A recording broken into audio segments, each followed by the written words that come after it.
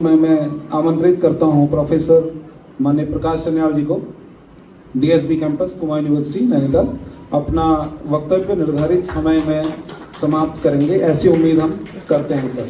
Thank you very much.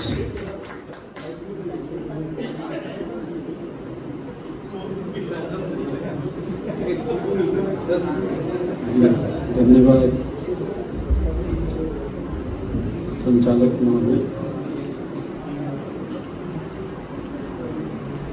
औपचारिकताओं को नज़रअंदाज करते हुए फिर भी कुछ हमारे मुख्य अतिथि अभी उपस्थित नहीं है, उनको अचानक जाना पड़ा, फिर भी मैं सभी सदन की ओर से उनका आभार व्यक्त करता हूं कि उन्होंने अमूल्य समय देकर अपनी मार्मिक घटनाओं के साथ हमें प्रेरित किया, तो उसके लिए मैं उनको जरूर धन्यवाद ज्ञापित करना चाहता हूँ।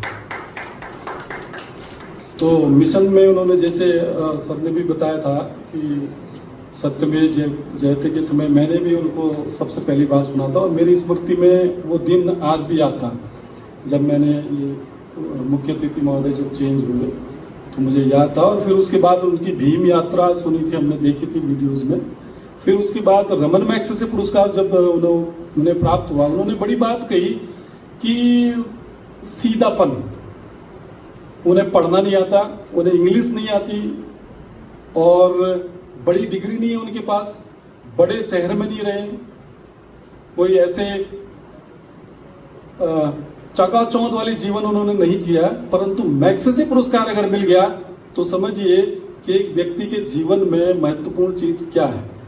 तो उन्होंने स्वच्छकार लोगों के, जो पीड़ित लोग थे, उनको न्याय दिलाने के लिए उन्होंने बहुत लड़ाया और संघर्ष लड़ाई लड़ी, और वो उसमें कुछ हद तक सफलता भी प्राप्त की। तो मैं आज का विषय जो है बड़ा समीचीन तो लगता है, परंतु BS4 और बामसेब के द्वारा उस पर चर्चा और परिचर्चा, विचार विनिमय की इस प्रक्रिया में हमने सभी को या आपस में ये वादा किया है कि इसको हम जनता तक, जन जागरण तक हम पहुंचाएंगे। और आप जनता, जो भी लोग विद्वान साथी यहाँ पर मौजूद हैं, उनसे अपेक्षा की जाती है बामसेब द्वारा कि वो अब इस विचारधारा को जन जन तक पहुंचाने का काम करेंगे, तभी बामसेब के जो कार्यक्रम है वो तभी हम सफलता की ओर एक सीढ़ी के रूप में मानेंगे। तो मैं आप सबका भी धन्यवाद ज्ञापित करता हूँ। और सर्वप्रथम मैं ये भी मुझे बड़ी खुशी है कि बामसेब सही दिशा की ओर जा रहा। हम चर्चा कर रहे थे कि जब बाबा साहब की पहली पंक्ति है, किसी देश या किसी समाज की प्रगति उससे मापी जाती है जब वहाँ की महिलाओं की स्थिति को मापा जाता है, तो उसे ही निर्धारित होता है कि हम बामसेब महिलाओं के जो यहाँ पर कार्यक्रम हुए उससे ये निर्धारित हो गया कि हम सही दिशा की ओर जा रहे हैं।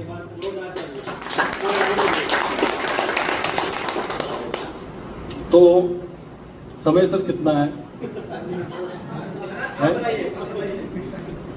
नहीं, एक्चुअली में क्या है, समय की बाध्यता को देखते हुए, और सर ने ये भी कहा कि वक्ता इंटरेस्टिंग होना चाहिए, बट विषय ऐसा है कि उसको इंटरेस्टिंग बनाना थोड़ा कठिन है, क्योंकि जो विषय है हमारा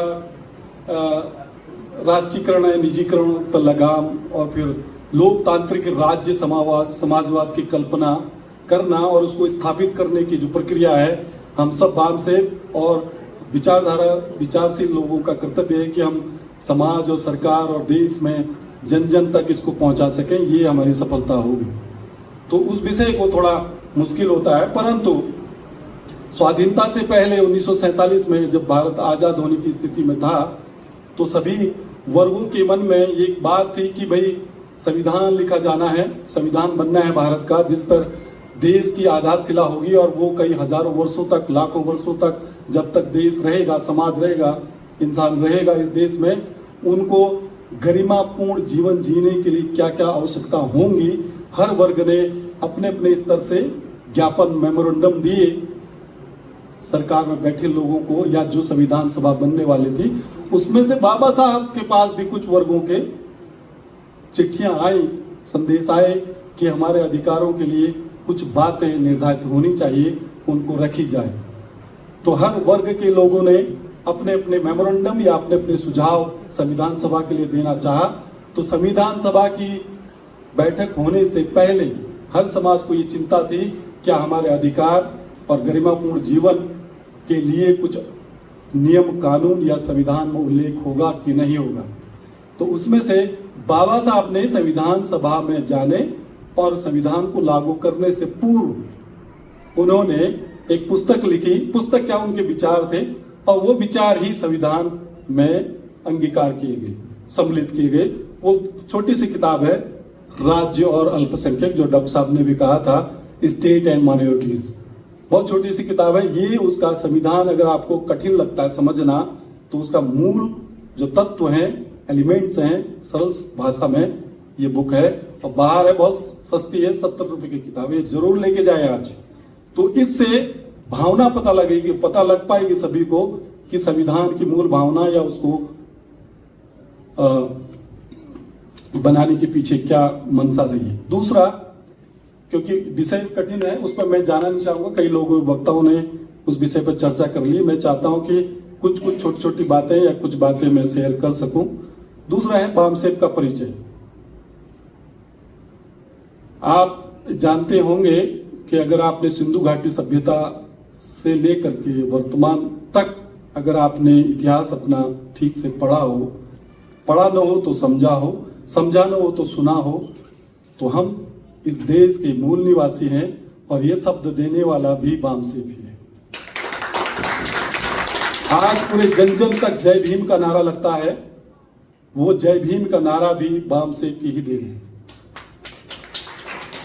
आज इस समाज में सम्मान से गरिमापूर्ण जीने के लिए भी जो समझ पैदा हुई है, वो भी बामसेब की ही देन है। तो बामसेब एक ऐसा संगठन है जो हमें गरिमापूर्ण जीवन देने और संविधान में अक्षर जैसे डॉक्टर साहब ने भी बताया था, अक्षर पालन करने हेतु प्रतिबद्ध है। वो जब तक ये चीज नहीं होगी, बामसेब निरंतर कार्य करता रहेगा, और उसमें इनकी सब अधिकारियों, पदाधिकारियों की और सदस्यों की भागीदारी है कि हम जब तक सुनिश्चित नहीं करेंगे, हम मरते दम तक बामसेब के उन सपनों को साकार करने के लिए हर समय सदैव तैयार रहेंगे। तो ये किताब जरूर पढ़ें कि ये क्या बनाना चाहता है। तो हम इस देश के शासक थे, और आज हम क्या हैं? गुलाम हैं। तो जिस समाज को आज भी यह एहसास नहीं है कि हम पहले शासक थे और आज गुलाम हैं, और हम फिर दोबारा रिवर्स नहीं हो सकते हैं, इस भ्रम को तोड़ना बहुत जरूरी है। हम गुलाम से फिर दोबारा रिवर्स होना है किसकी ओर? शासक बनने की ओर। अगर कोई संगठन आपको शासक बनाने की प्रक्रिया में शामिल नहीं कर सकता है, तो ये समझिए वो समाज, वो संगठन, वो राजनीतिक पार्टी आपके लिए नहीं बनी है। ये स्पष्ट कर लीजिएगा। और आप सोचें कि कोई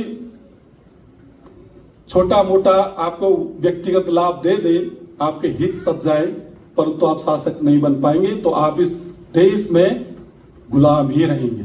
आपके अधिकारों के साथ बार बार कुठाराघात होगा, और उसके लिए आप तैयार हो चुके हैं। मैं उत्तराखंड के मैं खुद थोड़ा सा मैंने मनन किया कि अभी बात हो रही थी कि जो स्वच्छकार समाज है, वाल्मीकि समाज है, उनके पुरोधा यहाँ पर आए थे। उन्होंने उस संघर्ष से कई राज्यों में संविधान में कानून विधेयक पारित किया गया। उनके जो ड्राई टॉयलेट्स होते हैं, उसके संबंध में जो उन्होंने अधिकार प्राप्त किए। परंतु मैं ये बताना चाहता हूँ कि उत्तराखंड में 95% पॉपुलेशन शिल्पकार समाज की है, और मैंने जब पूरी दुनिया का छोटा मोटा, ज़्यादा मेरा अध्ययन नहीं है, छोटा सा मैंने अध्ययन किया, तो मुझे लगा कि शिल्पकार का अपना कोई क्रांतिकारी इतिहास मौजूद नहीं है। इसीलिए आपका चक्की जाने में भी गला काट दिया जाता है, और आपके किसी को स्नेह करने से सरिये से छेद कर दिया जाता है। और कल की घटना है कि किसी प्रधानाचार्य को उसी के क्लर्क साथी ने चाकू से हत्या कर दी। तो ऐसी घटनाएं लगातार निरंतर आपको झेलना पड़ेगा, जब तक कि आप अपना क्रांतिकारी इतिहास लिखने के लिए घर से बाहर नहीं निकलेंगे। हर कोई चाहता है कि संगठन करेगा। कौन सा संगठन? वामसेक, बसपा। ढूंढेंगे कौन सा संगठन है भाई, 2-4 लोग, तो कोई कहेगा भीम आर्मी करेगा। तो क्रांतिकारी इतिहास संगठन नहीं लिखता है, क्रांतिकारी इतिहास जो टक्कर लेने वाले लोग हैं, जो समझ चुका है, जो पढ़ चुका है, जो जी चुका है उस जीवन को, वही क्रांतिकारी इतिहास लिख सकता है। और जो अपने कंफर्ट जोन में बैठा है वो कभी क्रांतिकारी इतिहास नहीं लिख सकता। तो मुझे यह आह्वान करना है कि शिल्पकारों को क्रांतिकारी इतिहास लिखने के लिए, अब कुछ लोग समझते हैं कि इनका शायद अध्ययन हो सकता है कम हो, कुछ छोटे मोटे डोला पाल की है, जैसे माननीय आदरणीय खुशीराम शिल्पकार जी ने मालधन क्षेत्र में 2200 एकड़ भूमि अनुसूचित जाति के लोगों को आवंटित की। वो चंद आपके हितकारी रहे हो तत्कालीन समय में, या कुछ लोगों ने आपको जनेऊ धारण करके आपको फिर गुलाम बनाने की प्रक्रिया में फिर शामिल कर दिया हो, तो आप समझते हैं कि हम मुख्य धारा में आ गए हैं। परंतु हम मुख्य धारा में आज भी नहीं हैं और आपको शासक बनने की प्रक्रिया से 1000 कोस दूर आपको डाल दिया गया है। ये जो आपको समझना पड़ेगा। तो किसी संगठन को ये बहुत कुछ लिखा है, मैं इस पर विषय पर नहीं जाना चाहूंगा क्योंकि समय की बाध्यता है। तो अगर किसी संगठन को, किसी राजनीतिक पार्टी को अगर समझना है कि वो कैसा हो सकता है, तो मेरे अंदाज से सबसे पहले उसकी पहचान आप कैसे करें। पहला पहचान है कि वो आपको शासक बनने की प्रक्रिया में शामिल कर रहा है कि नहीं करता है। वो संगठन को पहचानिए, भले कोई भी संगठन है, शिल्पकार सभा हो, वामसेक हो, बसपा हो, कोई अन्य संगठन, जितने भी, वाल्मीकि सभा हो, क्योंकि सबने अपनी अपनी दुकान खोली हुई है। चर्चाओं का, परिचर्चाओं का विनिमय होता है और आपको जोश से भर दिया जाता है और आप डंडे, लाठी, बंदूक लेकर के सड़क पर उतर जाते हैं और फिर कुछ ऐसी धाराएं लगती, फिर आप अंदर जीवन भर झेलते रहते हैं। तो आप ये समझिए कि आपको शासक बनने की प्रक्रिया के लिए क्या चाहिए। तो दूसरा पहचानने का दूसरा तरीका है, क्या वो आपको मूल निवासी पहचान की संभावना देता है कि नहीं देता है। कोई कहेगा भाई हम शिल्पकार सभा वाले हैं, कोई कहेगा भाई हमने संगठन जो बनाया वाल्मीकि सभा का बनाया, कोई कहेगा भाई जाटव सभा ज्यादा स्ट्रांग है क्योंकि वो रोड पे लड़ सकती है। हर कोई कर सकता है इस बात को, बट आप ये जानिए कि हम मूल निवासी हैं। इस भावना को समझिए, इस संकल्पना को समझना बड़ा आवश्यक है। अगर आप मूल निवासी संकल्पना को लेकर नहीं चलेंगे तो आप 85% नहीं, फिर आप इस उत्तराखंड में 19% हैं और 19% कभी भी शासक नहीं बन सकता है। ये समझना पड़ेगा, इस गणित को समझना पड़ेगा। तो इसलिए दूसरा विषय है कि मूल निवासी पहचान आपको देने वाला संगठन है कि नहीं। तीसरा, क्या वो संगठन फुले अंबेडकरवादी विचारधारा से प्रेरित है कि नहीं। क्या वो आपको गारंटी देता है कि आपको हम फुले अंबेडकरवादी विचारधारा देंगे कि नहीं देंगे। चौथा है, क्या वो संगठन आपको संवैधानिक मूल्यों को पूर्णतः पालन करने वाला संगठन है कि नहीं।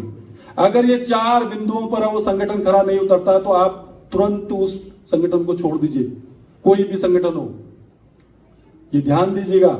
अन्यथा आपको ऐसी जोशीले भाषण, जगह जगह हमारे संगठन ने दुकान खोली है और वो आपको रासुका लगवा के रहेंगे और आप शासक बनने की प्रक्रिया से बहुत दूर पीछे, हजारों किलोमीटर दूर पीछे होंगे और आपको बताया जाएगा कि आप सड़क पर नहीं उतरते। अभी मैं एक वाक्य बताऊं, एक छोटा सा उदाहरण है।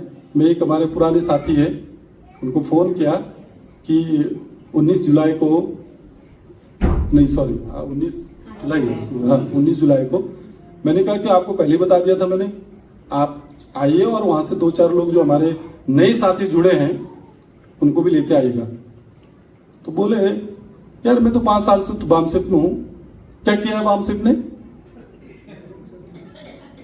क्या किया अभी वामसेक ने भी 5 साल से?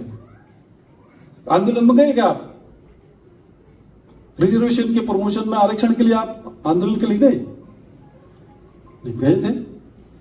तो बामसेब ने किया क्या, ये प्रश्न बार बार उन्होंने पूछा। तो मैंने कहा जो आप बात कर रहे हैं बामसेब की, ये किया है। आप किसकी तरफ देख रहे हैं? ये प्रश्न भी उठना कि वो मेरे से प्रश्न कर रहे हैं कि बामसेब ने किया क्या है, ये प्रश्न भी बहुत बड़ा आधार बिंदु है, आधारशिला है कि वो किसकी तरफ देख रहा है? बामसेब की तरफ देख रहा है। जबकि बामसेब का उद्देश्य ये नहीं कि वो रोड सड़कों पर जाकर के आप पर रासुका लगाए।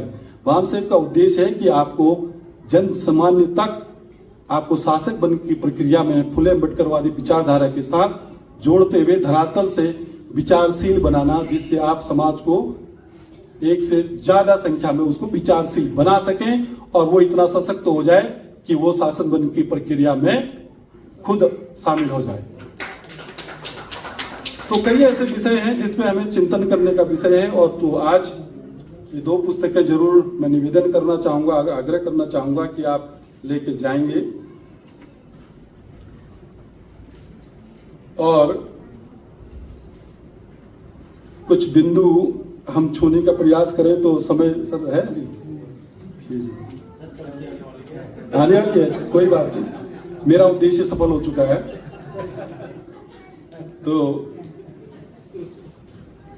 अब एक दूसरा विषय था, अब थोड़ा सा हम निजीकरण की बात करें कि निजीकरण क्यों बुरा है। मान के चलिए ये निजीकरण अभी 17वीं, 16वीं और 17वीं शताब्दी में, छोटा सा हम इस पर चर्चा कर लेते हैं क्योंकि विषय हमें अनुशासनहीनता नहीं होती है। संभाव सबकी सबसे बड़ी पहचान ये है कि हमें अनुशासन का भी अक्षरशः पालन करना होता है। तो हमें समय और विषय पर जरूर चर्चा करते हुए निजीकरण क्यों बुरा है। देखिए, निजीकरण से दुनिया का स्वरूप बदला है। बाबा साहब ने निजीकरण और प्राइवेटाइजेशन या पूंजीवाद को क्यों गलत माना।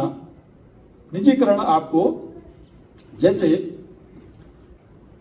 2 लोगों ने पिज्जा की दुकान खोली, मान लीजिए पिज्जा की दुकान खोली 2 लोगों ने, तो 2 लोग, हर कोई दोनों के बीच में कंपटीशन होगा कि मैं अच्छा पिज्जा बनाऊं। वो अलग अलग इंग्रेडिएंट्स को ट्राई करेगा और कम पैसे में, सस्ते दामों में उसको उच्च क्वालिटी वाला बनाना चाहेगा। तो उससे क्या होगा कि जो ग्राहक हैं उनको अच्छी क्वालिटी का और कम दाम में प्राप्त होगा। किससे? कंपटीशन से। दूसरा, अब होता क्या है, निजीकरण में बाबा साहब ने क्या किया, लोकतांत्रिक राज्य समाजवाद, ये शब्द बजाइएगा कि लोकतांत्रिक राज्य समाजवाद का मतलब है कि पूंजीवाद में यदि वो तो ठीक है, ग्राहक को क्वालिटी बेटर मिलेगी और दाम कम मिलेगा, कम दाम में अच्छी चीज मिल जाएगी, ठीक है। ये निजीकरण और पूंजीवाद का सबसे बड़ा उदाहरण है।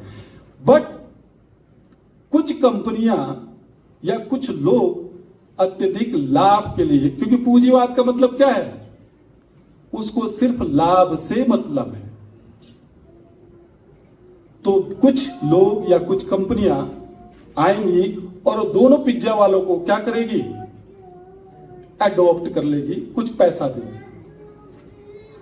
जब उनको निगल लेगी तो फिर एक कंपनी होगी और वो आपको 50 रुपए पिज्जा के जगह में 500 का बेचेगी। फिर आपके पास कोई ऑप्शन नहीं है। दूसरा, इसका एक छोटा सा और एग्जांपल है, जैसे मान लीजिए एप्पल कंपनी है। एप्पल कंपनी में जो काम करने वाले लोग हैं, श्रमिक हैं, वो सैलरी लेते हैं, वेजेस लेते हैं, और जो प्रॉफिट होता है उस कंपनी का, एप्पल कंपनी का, वो प्रॉफिट किसको जाएगा, मालिक को जाएगा, मालिक को जाएगा। परंतु जिसके पास पैसा है उसको न तो श्रमिक बनने की जरूरत है और न ही मालिक बनने की जरूरत है। उसका प्रॉफिट घर बैठे आ सकता है, उस एप्पल कंपनी का मालिक बन सकता है, जिसमें उन श्रमिकों का सबका नुकसान होगा। कैसे?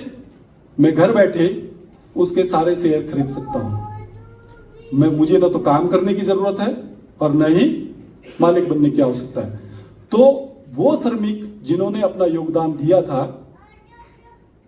और सारा प्रॉफिट जो कंपनी का है, सिर्फ घर बैठे, जिसके पास पूंजी है, जिसके पास पैसा है, जो धनी वर्ग है, वो घर बैठे शेयर खरीद करके उस कंपनी का मालिक बन सकता है। दूसरा, इसी पूंजीवाद का दूसरा जो हानि है, हानिकारक जो पक्ष है, वो क्या है कि अगर हम इसी तरह से खुली छूट मार्केट में देंगे तो निजीकरण और पूंजीवाद की प्रक्रिया में बड़ी कंपनियां जैसे रिलायंस आ गई, सारे नेटवर्कों को उसने क्या कर लिया, ग्रैब कर लिया, और आपको जिस मूल्य में आपको बेचना चाहे उस मूल्य में आपको लेना होगा, यह आपकी मजबूरी होगी। और इसी से समाज में वर्ग विभाजन होगा, जिसमें कुछ लोग गरीब के गरीब ही होंगे और कुछ लोग धनी ही धनी होंगे। जबकि पूरे देश में, पूरे दुनिया में 42 लोग ही ऐसे हैं जो दुनिया के 90% वेल्थ पर कब्जा है। 42 लोग हैं सिर्फ, 92% वेल्थ पर, धन पर पूरे देश विश्व का कब्जा है। तो ये निजीकरण का नुकसान है। दूसरा, निजीकरण का क्या है, अगर समाजवाद, लोकतांत्रिक राज्यवाद, समाजवाद नहीं होगा तो ट्रेन में जाते समय एक व्यक्ति एसी में जाएगा, दूसरा व्यक्ति, गरीब आदमी लोकल में जाएगा। गरीब आदमी सरकारी अस्पताल में इलाज करवाएगा और धनी व्यक्ति वेदांत और बड़े बड़े जो मल्टी स्पेशलिटी हॉस्पिटल है वहां इलाज करवाएगा। कहने का मतलब है कि लोकतांत्रिक समाजवाद अगर नहीं होगा तो ऐसे ही वर्ग बटेंगे और जो गरीब है, जो कम पैसे वाले लोग हैं, उनकी संख्या बढ़ती जाएगी और जो संसाधन है, जो सुविधाएं हैं देश में, वो उनको बराबर मात्रा में, समानता के फॉर्म में उनको प्राप्त नहीं होगी। इसलिए ये निजीकरण सबसे ज्यादा नुकसानदायक और गलत बताया गया है। तो हमने क्या करना है कि इसका कैसे खत्म होगा? एक ही कारण है, स्टेट, सरकार। अगर सरकार चाहे तो आपकी गरीबी, इस देश की गरीबी, जो विश्व गुरु और विश्व गुरु चिल्ला रहे हैं, वो आपके 5 साल में गरीबी को खत्म कर सकती है, परंतु वो चाहेंगे नहीं। क्यों? क्योंकि निजीकरण ऐसा है कि निजीकरण सरकार और शासन को भी अपनी गिरफ्त में ले सकती है। जैसे आपको छोटा सा उदाहरण है, वो क्या है? Electral bond. अगर किसी सरकार को या स्टेट को खरीद लिया जाए या उसको धन दे दिया जाए और उसको कैप्चर कर दिया जाए, तो वह निर्णय किसके पक्ष में लेगी? जिसने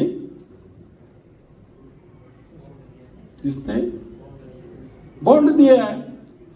तो आप सोचेंगे साहब, लोकतांत्रिक व्यवस्थाओं को या संवैधानिक मूल्य को स्थापित करने के लिए संविधान में लिखा है, क्यों नहीं कर रहे हैं? रोड पर चलो, धरना दो, आंदोलन करो, क्या है, हो सकता है?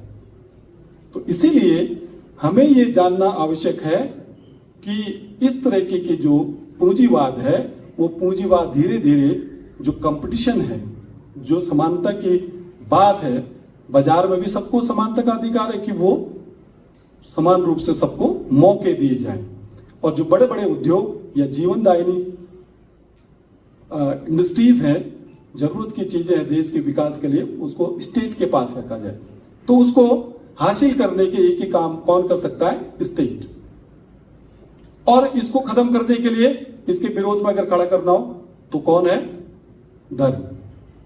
तो रिलीजन एंड स्टेट। अगर आपने स्टेट को ठीक कर लिया, अब स्टेट कौन ठीक करेगा? कौन ठीक करेगा? बाम से। कौन कर सकता है? संगठन। अब कैसे? जैसे खेत में खरपतवार उग जाती है, फसल को नष्ट कर सकती है। आप कितने हाइब्रिड बीज लगा लीजिए खेत में, धन्यवाद सर, कितने हाइब्रिड बीज लगा लीजिए, सिंचाई कर लीजिए, खाद डाल लीजिए, जो मर्जी वो कर लीजिए खेत में, अगर जब खरपतवार अगर उग जाए तो क्या करेंगे? क्या फसल ठीक हो सकती है? उत्पादन अपेक्षित मिल सकता है? नहीं मिलेगा। तो हमें खरपतवार रिमूव करना पड़ेगा। ऐसे ही संगठन और विचारधारा के साथ साथ हमें हर व्यक्ति को यह बताना होगा कि जो सरकार में, स्टेट में जो गलत लोग बैठे हैं, जो संवैधानिक मूल्यों को अक्षरशः पालन नहीं कर पाते हैं उनको रिमूव करना, रिमूव कर दीजिए, खरपतवार हटा दीजिए। अब वो कैसे हटेंगे साहब? आपके पास शक्ति नहीं है, कैसे हटाएंगे? कोई ऐसा तो नहीं है कि कोई छिड़काव कर दे एटमॉस्फेयर में और सब खत्म हो जाए। तो उसके लिए क्या है, जो संवेदनशील लोग हैं, जो संवैधानिक मूल्यों पर विश्वास करते हैं, जो मूल निवासी विचारधारा है, उसको सत्ता परिवर्तन के लिए आगे आना पड़ेगा, तभी ये संभव हो पाएगा। तो इन्हीं शब्दों के साथ कई बातें थी, तो हो सकता है कि आपको पसंद आए ना आए, वो मेरा विषय था नहीं, तो ये मुझे कहना था। तो मैंने जो मुझे आदेश हुआ कि समय समाप्त हो चुका और आपने मेरी बातों को धैर्य के साथ सुना, तो उसके लिए मैं धन्यवाद ज्ञापित करता हूं। और किसी को कुछ बात समझ में ना आई हो तो उसके लिए भी मैं क्षमा प्रार्थी हूं। तो आप सभी को जय भीम, नमो बुद्धाय, जय मूल निवासी, जय भारत, जय श्री।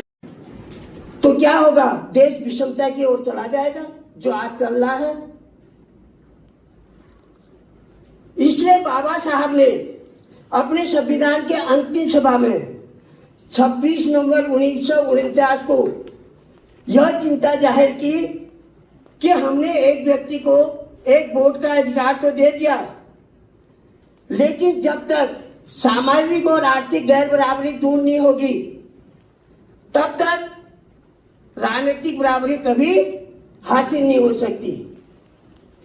इसलिए निजीकरण के दौर में अपने आप से स्वयं प्रश्न करना चाहिए कि क्या देश के उद्योग, शिक्षा, स्वास्थ्य, जल जो आवश्यक संसाधन है, क्या उस पर किसी का अधिकार होना चाहिए या वो सिर्फ लाभ का माध्यम होना चाहिए? वो लाभ का मिलेगा जो जल आपका शिक्षा है, जल है, परिवहन है, बीमा है, तो क्या सिर्फ लाभ कमाने का ही है क्या, या हर व्यक्ति का उस पर अधिकार है? यह हमें सोचना होगा, यह अपने आप से क्वेश्चन करना होगा। यदि इन क्षेत्रों में आम नागरिक की पहुंच कठिन आ जाती है तो समाज में क्या होती है? असमानता बढ़ जाती, आर्थिक और सामाजिक। तो जब बाबा साहब का सपना था कि भारत में ऐसी व्यवस्था बने जहां किसी भविष्य का उसकी जाति, जन्म और आर्थिक स्थिति से तय न हो, बल्कि उसे समान अवसर मिले। यह देश किसका है? यह देश, यदि आपका उत्तर यह है कि यह देश हम सबका है, तो यह देश उसकी जो जल, जंगल, जमीन है, खनिज है, प्राकृतिक संपदा है, तो उसका उपयोग हमारे सभी व्यक्तियों के हित में हो। तो यही राष्ट्रीयकरण की मूल भावना है। जो आवश्यक संसाधन है, अगर उनका उपयोग सभी व्यक्तियों के हित में, सभी नागरिकों के हित में बराबर हो, तो यही राष्ट्रीयकरण की मूल भावना है। अब दूसरा, विकास क्या चीज है? तो विकास, हम कहते विकास वाले देश का, यानी विकास और राज्य, समाजवाद जो है एक दूसरे के पूरक है। तो हमें समाज में यह संदेश देना होगा कि विकास का सही अर्थ बड़े उद्योग या ऊंची इमारतें ही नहीं है। विकास का अर्थ क्या है? हर बच्चे को शिक्षा मिले, हर परिवार को स्वास्थ्य लाभ मिले, स्वास्थ्य की सुविधा मिले, हर नवयुवक को, हर युवा को सम्मानजनक रोजगार मिले, और हर नागरिक को सामाजिक न्याय मिले, और जो संसाधन है उनका लाभ समाज के अंतिम व्यक्ति तक पहुंचे। यही लोकतांत्रिक राज्य समाजवाद की भावना है। यहां पर आया ना, लोकतांत्रिक राज्य समाजवाद की ओर यही चीज है कि हम कहें कि हर बच्चे को शिक्षा मिलनी चाहिए, हर नागरिक को सम्मानजनक स्वास्थ्य की सुविधा हो, हर नागरिक को सामाजिक न्याय मिले। तो लोकतांत्रिक राज्य समाजवाद की ओर, यही समाजवाद है। साथियों, डॉक्टर भीमराव अम्बेडकर ने कहा था आर्थिक नीतियां ऐसी होनी हो जो समाज के अंतिम व्यक्ति तक पहुंचाए। राष्ट्रीयकरण का केवल अर्थ केवल सरकारी स्वामित्व से नहीं है, बल्कि जनहित, समान अवसर और सामाजिक उत्तरदायित्व भी सरकार का। वही निजी क्षेत्र भी देश के विकास की महत्वपूर्ण भूमिका निभा सकता है, बशर्ते वह संविधान के मूल्यों, सामाजिक न्याय और सार्वजनिक हित के रूप में कार्य करे। 1882 का वक्त था जब हंटर कमीशन के सामने ज्योतिबा फुले पेश होते हैं, और वे जब जाते हैं किसान के फटे पुराने कपड़े पहन के जाते हैं। जब वो जाते हैं तो उसको गेट पर ही रोक लिया जाता है। तुम कहाँ से आए भाई? वो कहते मैं आमंत्रित हूं। उसके बाद आयोजक जब देखते हैं दौड़ के चले जाते हैं और फूले साहब से कहते भाई आप कैसे आए ऐसे? उन्होंने कहा चलो मैं अंदर बताता हूँ। कनाट के वहां पर युग आए हुए थे, उसके सामने जब उनको कहा जाता है कि ज्योतिबा फुले साहब अपनी बात रखेंगे, तो वो एक बात कहते हैं, मैं ऐसा कपड़ा पहन के क्यों आया हूं? क्योंकि ये देश किसान, वंचित, शोषित लोग किस तरह जीवन जीते हैं यहाँ पर, ये पूरा कपड़ा पहने हुए या भरे पेट वाले आपको नहीं बताऊंगे। यहाँ का किसान कैसे जीवित होता है, यहाँ का वंचित कैसे जीता है, ये मैं बताऊंगा आपको। उसमें भी उन्होंने अपनी दो बातें रखी। उन्हें कहा भाई बैंकों का राष्ट्रीयकरण होना चाहिए जिसमें देश की पूरी पूंजी लगी हुई है, और दूसरा उन्होंने कहा कि शिक्षा का राष्ट्रीयकरण होना चाहिए, क्यों शिक्षा के बिना आदमी गुलाम हो जाता है। शिक्षा को आपने सभी को सुना, शिक्षा इतनी महत्वपूर्ण है कि उसके बिना आपको रोजगार भी नहीं मिल सकता है, उसके बिना समाज भी स्वीकार नहीं करेगा, उसके बिना आपकी गरीबी भी दूर नहीं होगी। तो शिक्षा बिना, विद्या बिना मति गई, मति बिना गति गई, गति बिना वित्त गया, और वित्त गया शूद्र। यानी वित्त का मतलब यहां से व्यवसाय से है, व्यापारिक से है। यानी जिनके पास व्यापार नहीं था वो शूद्र कहलाए। इसलिए शिक्षा इतनी इंपॉर्टेंट है साथियों। तो उन्होंने दो बातें रखी और उसी को महात्मा फुले की बात को डॉक्टर भीमराव अम्बेडकर ने एक व्यवस्थित रूप से कहा। उन्होंने कहा बैंकों का राष्ट्रीयकरण होना चाहिए, राष्ट्र अपनी जिम्मेदारी निभाए, शिक्षा का राष्ट्रीयकरण करिए, सभी को गुलामी की मुक्ति होगी जब शिक्षा दे। जो विचार फुले साहब के थे वो बाबा साहब ने व्यवस्थित किया था। शिक्षा राष्ट्रीयकरण होना, बड़े उद्योगों का राष्ट्रीयकरण हो, रेलवे का राष्ट्रीयकरण होना चाहिए, तकनीकी का राष्ट्रीयकरण, सूचना और प्रौद्योगिकी का राष्ट्रीयकरण होना चाहिए।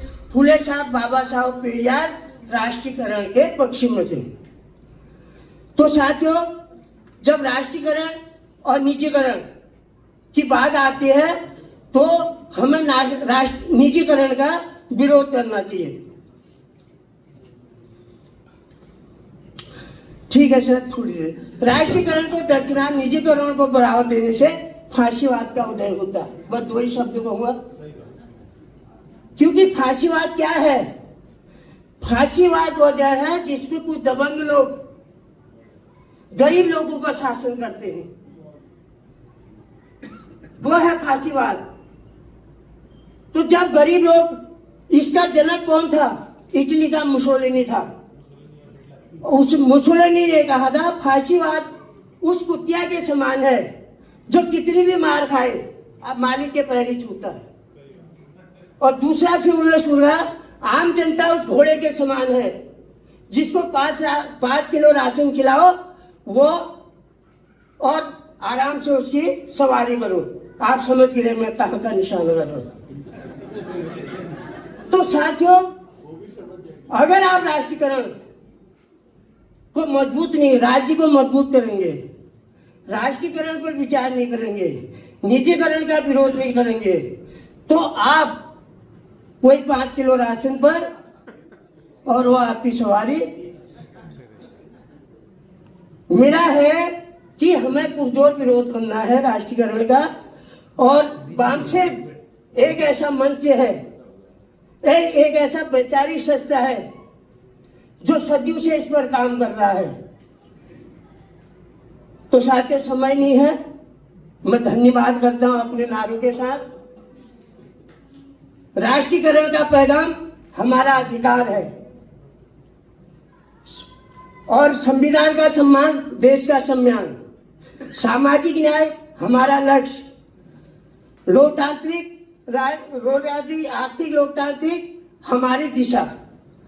तो इस बात को ध्यान रखते हुए आप इस पर मनन करेंगे और थैंक यू। धन्यवाद सर, आपने टॉपिक पर बहुत अच्छे तरीके से अपने विचार प्रस्तुत किए हैं और इसी क्रम में मैं अगले वक्ता के रूप में आमंत्रित करता हूं आर्य जी को, पूर्व कंजर्वेटर वन विभाग माननीय दीपचंद आर्य जी। हमारे पास लगभग वक्ता समापन की ओर है और इसके बाद भोजन का आपका भोजन खाने का समय होता है और उससे संबंधित चीजें फिर आपको थोड़ा बताई जाएंगी। Thank you.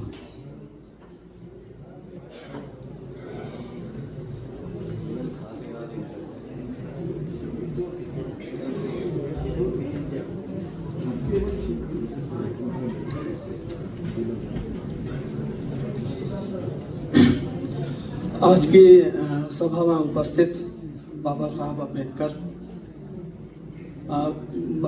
फूले जी और गौतम बुद्ध के विचारों को मानने वाले हमारे वाम से कार्यकर्ताओं को मेरा जय भीम।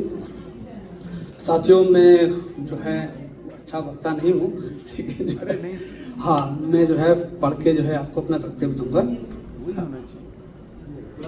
हाँ, ठीक है।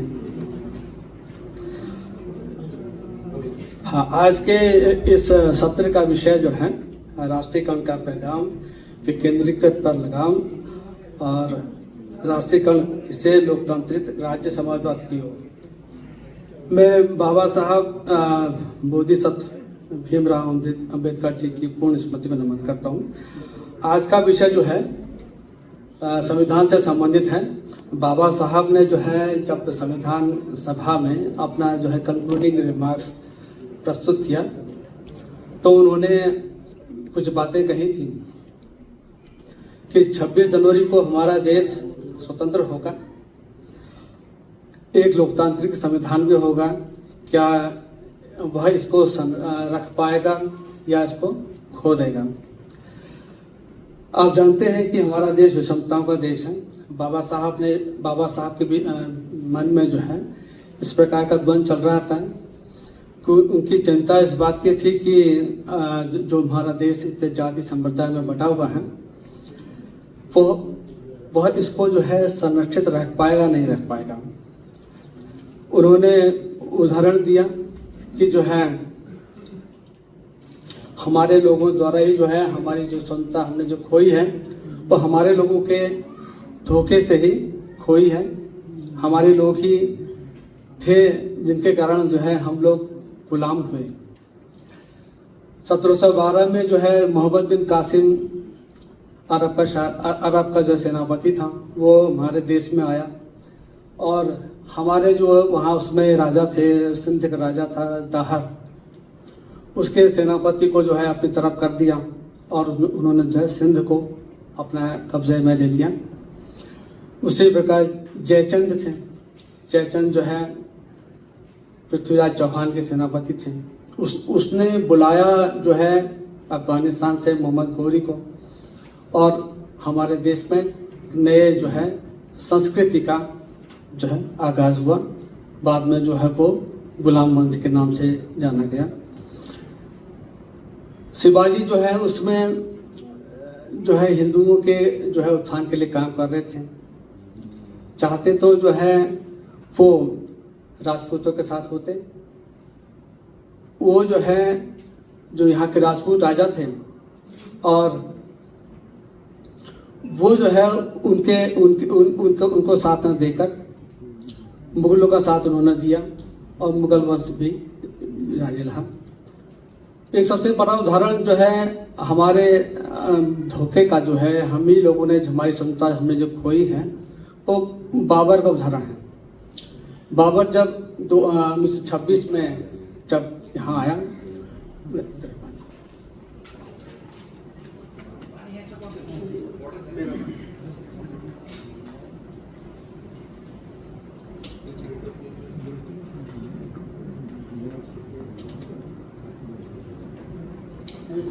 तो जो पानीपत का युद्ध चल रहा था, इब्राहिम लोदी के साथ जो है देश का जो है भविष्य लिखा जा रहा था। इब्राहिम लोदी के साथ जो है पानीपत की लड़ाई हुई। तो उस समय जो लड़ाई होती थी वो दिनों दिन होती थी, रात को होते नहीं थी। तो शाम के वक्त जो है बाबर ने कहा कि जो है ये अब विपक्षी खेमा था, उसमें कहा कि इतने धुएं जो है क्यों आ रहे हैं, जगह जगह से धुआं, कहीं वहाँ आग तो नहीं लग गई है। तो उसने कहा कि अपने जो है गुप्तचर से कहा कि भाई जानकारी करके आओ कि ये क्या हो रहा है। तो वो जब रात को जो है सब जानकारी करके आया, उसने बताया कि जो है वहाँ विपक्षी खेमे में आग नहीं लगी है, वहाँ अलग अलग चूल्हे जल रहे हैं, वहाँ अलग अलग चूल्हे चल रहे हैं, हर जाति का जो है अलग अलग चूल्हा वहाँ चल रहा है। तो इसलिए धुआं आपने जो देखा तो इस बात का धुआं था। तो बाबर ने कहा कि जो अगर जब कोई समाज, कोई राजा जो है, उसके जो सैनिक हैं वो एक नहीं हो सकते, वो एक जगह खा नहीं सकते, उनमें कोई भाईचारा नहीं होगा, तो वो क्या जीतेगी, वो फौज क्या जीतेगी। तो ये उस समय का जो है भारत था, मतलब ये आप समझ लीजिए 1500 शताब्दी का भारत। जब हम लोग इतने बिखरे हुए थे तो हम अपनी सत्ता को कैसे काम रखते हैं।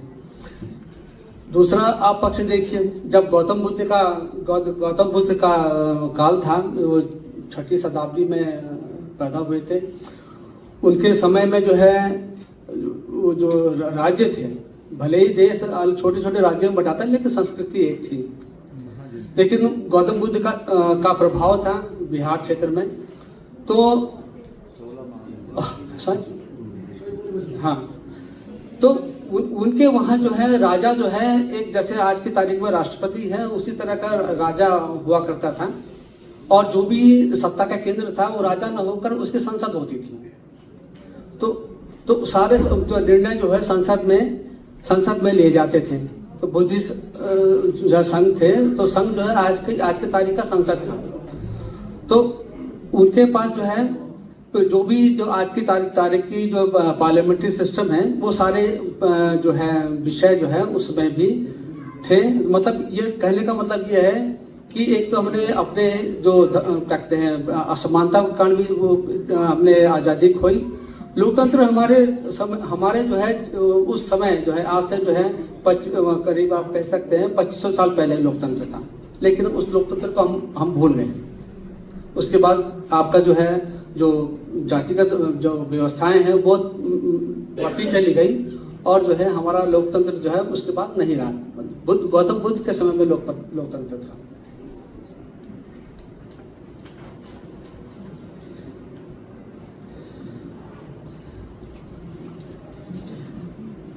लोकतंत्र बहुत समय से अगर व्यवहार में नहीं है, बाबा साहब ने कहा कि लोकतंत्र का बहुत समय से व्यवहार में नहीं है, तो इस बात की संभावना है कि लोकतंत्र जो है तानाशाही को जन्म दे।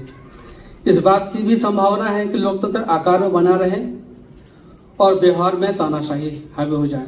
बाबा साहब ने आज से जब 1950 में ये बात उन्होंने कही थी संविधान के कंक्लूडिंग रिमार्क्स में 25 नवंबर 1949 में।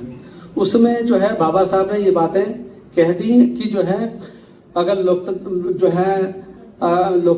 में जो है इस बात की उन्होंने इस बात की जो आज हम देख रहे हैं वो बात उन्होंने उस समय का प्रेडिक्शन कर दिया कि लोकतंत्र में जो है जो है अगर नहीं वो है तानाशाही को जन्म देगा। इस बात की संभावना लोकतंत्र में मतलब ये हो सकता है कि लोकतंत्र जो आकार में बना रहे और बिहार में जो है तानाशाही हावी हो जाए। यदि किसी दल को बहुमत मिल जाता है तो बहुत संभावना है कि वो भी जो है तानाशाही में तब्दील हो जाए। उन्होंने कहा यदि हम लोकतंत्र को उसकी असली स्वरूप के साथ व्यवहार में भी बनाए रखना चाहते हैं तो हमें क्या करना चाहिए। पहली बात उन्होंने कहा कि हम अपने सामाजिक और आर्थिक उद्देश्य की प्राप्ति हेतु कठोरता से संवैधानिक तरीकों को अपनाएं। दूसरा उन्होंने कहा कि जो है कि एक दार्शनिक हुए हैं जॉन स्टुअर्ट मिल, उन्होंने कहा कि लोकतंत्र को जो लोग लोकतंत्र में विश्वास करते हैं उन्हें अपनी स्वतंत्रता को किसी भी कीमत पर, यहाँ तक कि किसी महान व्यक्ति के चरणों पर भी समर्पित नहीं करना चाहिए। उसके साथ दृढ़ता से खड़ा होना चाहिए उसके साथ दृढ़ता से खड़ा नहीं होना चाहिए जो संस्था को ही डुबा दे।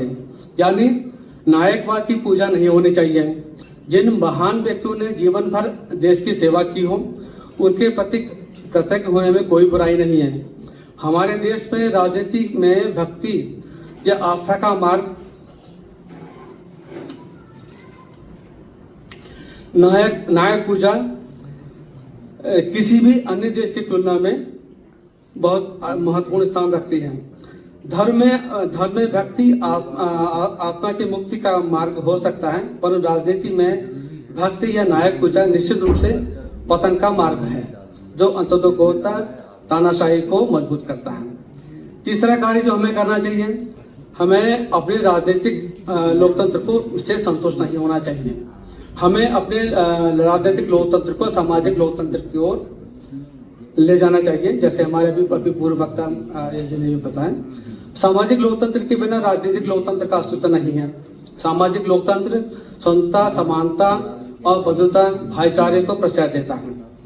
यदि यही सार्थक रूप में जीवन जीने का आदर्श है, स्वतंत्रता, समानता एवं बंधुता के आदर्शों को हम एक दूसरे से अलग नहीं किया जा सकता।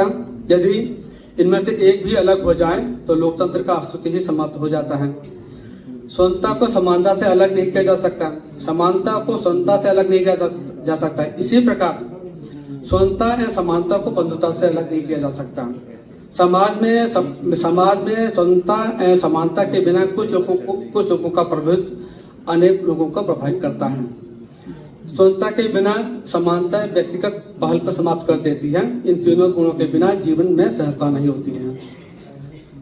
हमें यह स्वीकार करना होगा कि भारतीय समाज में दो गुणों का पूर्णतः अभाव है। पहला गुण क्या है? समानता। सामाजिक क्षेत्र में हमारे देश में क्रमबद्ध असमानता है, जिसमें उच्च स्तर एवं उन्नत स्तर पर कुछ लोग हैं, शेष जो है अवनति के स्तर पर है। आर्थिक स्तर पर हमारे समाज में कुछ के पास अपूर्व संपत्ति है और अधिकतर शेष जो आर्थिक तंगी, गरीबी में जी रहे हैं।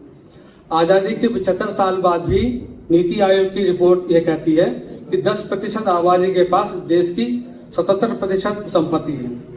अब आप देख ही रहे हैं कि 75 आज हम जो है आधे से ज़्यादा आबादी को जो है 5 किलो राशन दे रहे हैं, तो ये इससे स्पष्ट होता है।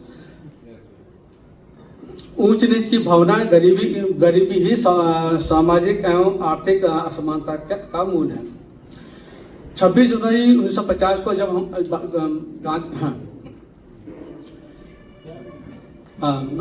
बाबा साहब ने ये कहा था कि 26 जनवरी 1950 को हम हमारा समाज विरोधाभास एवं अंतर विरोधों के बीच में प्रवेश कर रहा है।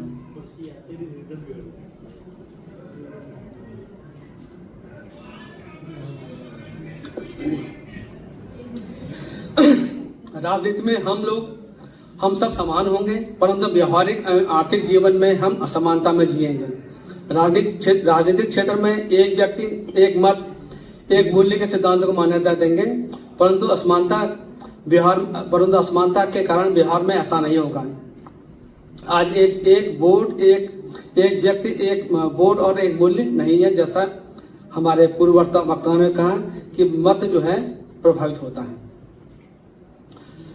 हम कितने समय तक अपने सामाजिक आर्थिक जीवन में समानता को मान्यता न देना जारी रखेंगे? ऐसा करने से हम अपने लोकतंत्र को ही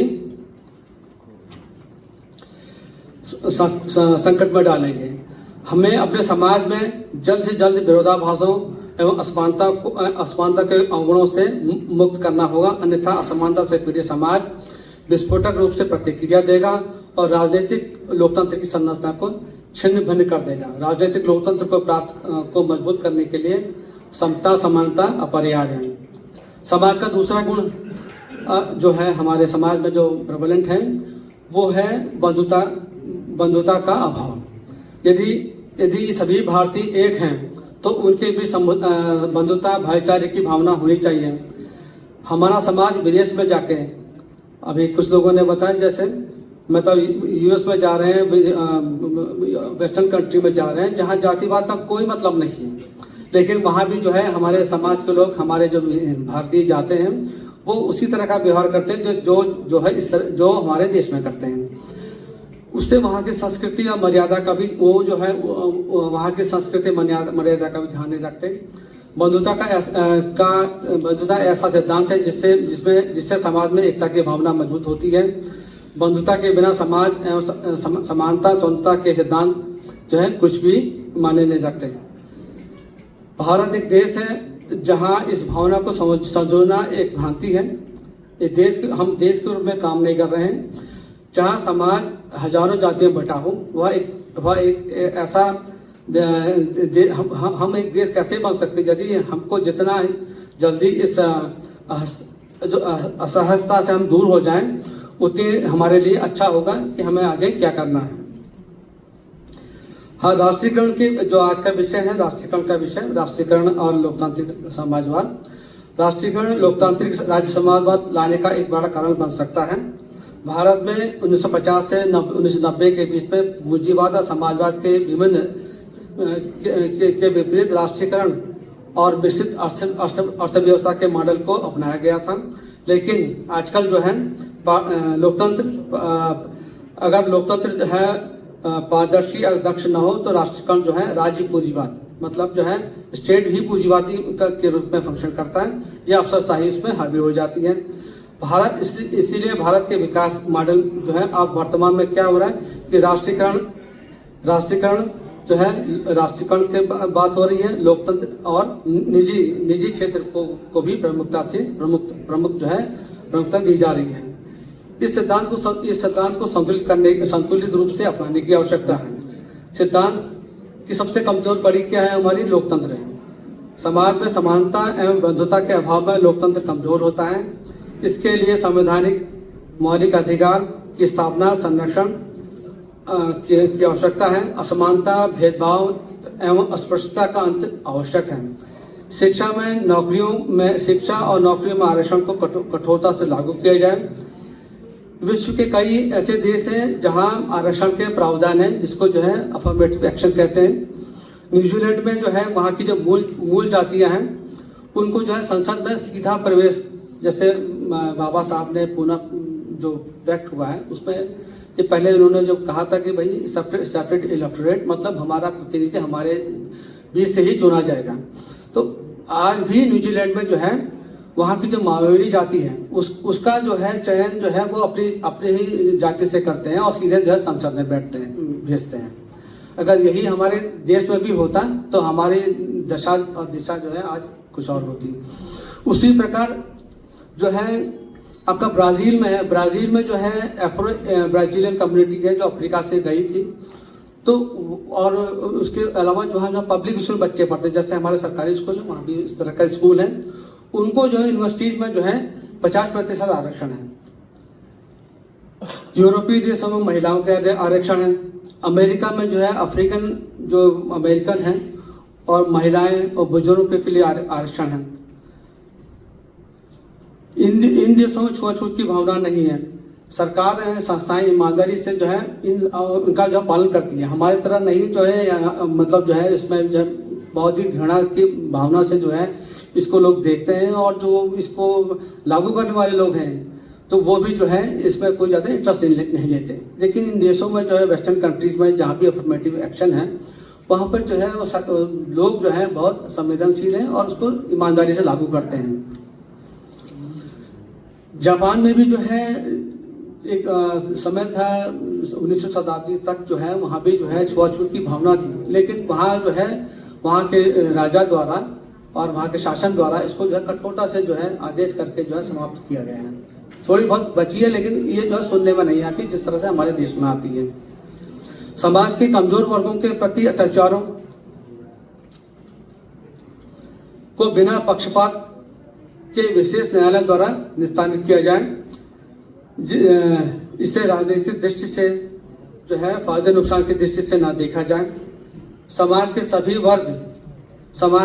सभी वर्ग अमानवीय अत्याचारों की निष्पक्ष रूप से जो है आलोचना करें।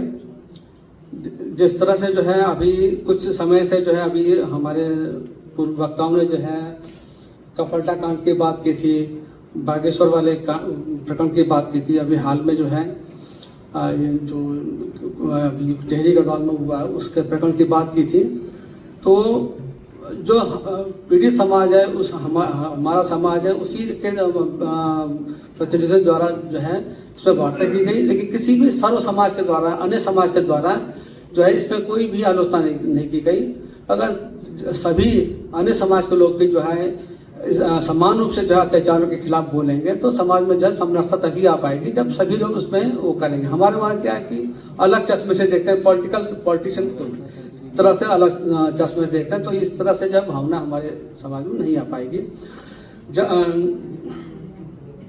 आरटीई के अंतर्गत जो है जितने भी विश्व के एडवांस कंट्रीज हैं वहाँ पर जो है शिक्षा मुफ्त है।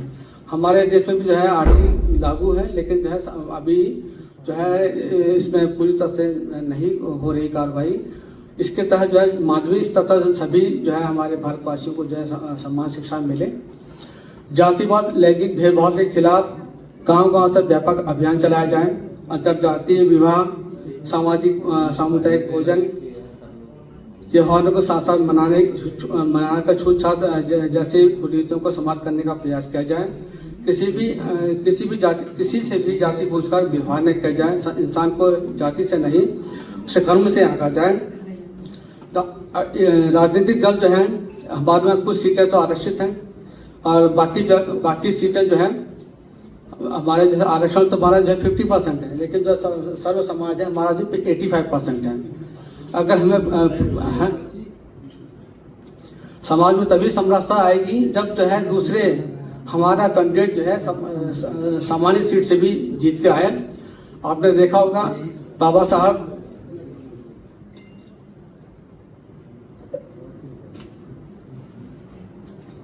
साहब जैसा पढ़ा लिखा इंसान जो है वो भी दो इलेक्शन हारा। एक जमाने में आपने देखा होगा, मैं थोड़ा सा समय आपको ले रहा हूँ, बी आर टंडा जी थे, 2 मिनट नहीं मैं सामाजिक अवस्था के बारे में बता रहा हूँ, 2 मिनट देखिए, 2 मिनट कोई बात नहीं। एक बी आर टंडा जी थे, किसी जमाने में जो है वो कहते हैं दिल्ली के उपराज्यपाल हुआ करते थे।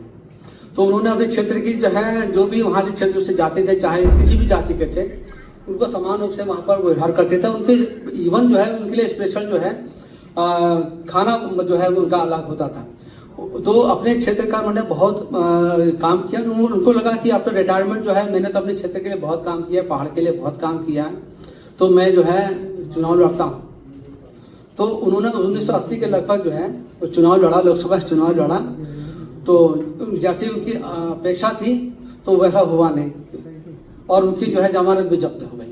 मेरे कहने का मतलब है हमारा समाज का आदमी कितना भी जो है पढ़ा लिखा सक्षम हो, लेकिन अन्य जो है उसको स्वीकार नहीं करता, तो समरसता है। बाबा साहब ने कहा कि मैं उस धर्म को नहीं मानता जिसमें इंसान का भेद किया जाए। उन्होंने कहा कि राजनीतिक लोकतंत्र तभी सफल होगा जब उसके साथ सामाजिक लोकतंत्र भी होगा। सिर्फ राष्ट्रीयकरण या सिर्फ कानून से असमानता खत्म नहीं होगी।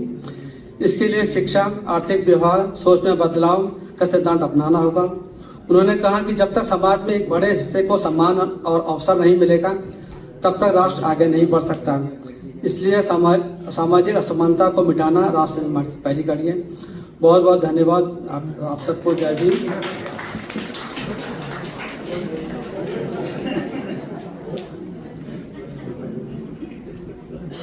धन्यवाद महोदय। और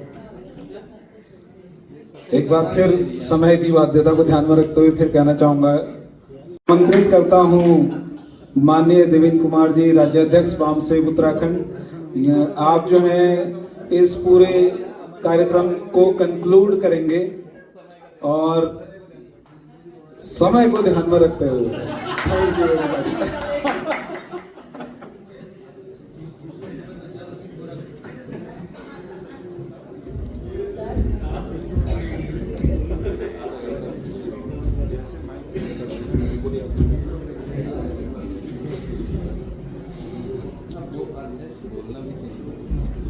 मंचासीन और इस सभागार में उपस्थित सभी साथियों को जय भीम, जय मूल निवासी। सभी महापुरुषों को नमन करते हुए क्लस्टर अधिवेशन के प्रथम सत्र के अंतिम बेला पर बड़ा चैलेंजिंग है। आज मुझे टमटा जी बड़े याद आ रहे जी हाँ, टमटा जी यही कहते हैं, अध्यक्षता करना जो है, लोग शुरू में जब लोग होते हैं तब समय नहीं मिलता और जब तक लोग चले जाते हैं तब अध्यक्षता की बात रखते हैं। लेकिन यहाँ फिर भी लेकिन फिर भी ये बामसेब का कार्यक्रम चल रहा है और ये काफी अनुशासित होता है, लोग सहयोग कर रहे हैं, मैं उसके लिए सबका धन्यवाद अदा करूंगा। और साथियों, हमारे जो अति विशिष्ट अतिथि माननीय पीयूष जी प्रबंधक यहाँ के, उन्होंने एक बढ़िया बात कही थी। उन्होंने एक बात कही थी, जब टाइटैनिक डूब रहा था तो उन्होंने कुछ सिग्नल छोड़े थे, सुना होगा जितने ध्यान दिया होगा। तो आज देश में हमारी हालत भी ऐसी है और समाज कुछ सिग्नल छोड़ रहा है और वो सिग्नल सबको सुनाई दे रहे हैं। समाज के कई संगठनों को सुनाई दे रहे हैं, समाज के कई राजनीतिक दलों को सुनाई दे रहे हैं और सब वही काम कर रहे हैं जो 28 किलोमीटर दूर था जहाज, उसके अलावा जो नजदीक थे वो सारे बहरे हो गए हैं और ठीक केवल 28 किलोमीटर दूर वाला लौट के आया, 700 लोगों की जान बचाई। वही काम आज बामसेब कर रहा है जो अपने समाज के लोगों को बचाने का काम कर रहा है, इसके अलावा और कोई काम नहीं है। इस पीड़ा के साथ इस काम में लगे हुए हम लोग निरंतर आगे की ओर बढ़ रहे हैं, हम पीछे को देख भी नहीं रहे हैं। कोई कह रहा है कि ये करे, कोई नहीं, लेकिन वास्तविकता ये है, इतने महत्वपूर्ण विषय पर हम चर्चा करने यहाँ बैठे हैं और जो लोग ध्यानपूर्वक उस बात को समझ रहे हैं, सुन रहे हैं, समझ रहे हैं, वही कुछ ना कुछ क्रांति लाएंगे। वरना कुछ लोग कहते हैं ना, अभी मेरे पर एक बात भी आई थी कि यार तुम्हारे अध्यक्ष तो ये कह देता है कि भीड़ तो जो है किसकी होती है, भेड़ों की, और हम तो शेर हैं। अरे शेर हैं तभी तो यहाँ बैठे हैं, गिद्धड़ तो घूम रहे होंगे, कहीं चारा ढूंढ रहे होंगे। तो ये अंतर है। तो बिंदु पर लौटता हूं। अभी पूर्व वक्ता माननीय दीपचंद आर्य जी ने एक बात कही थी कि कुछ राजाओं का कहानी सुनाई थी, उन्होंने कैसे कैसे साम्राज्य हत्याए थे।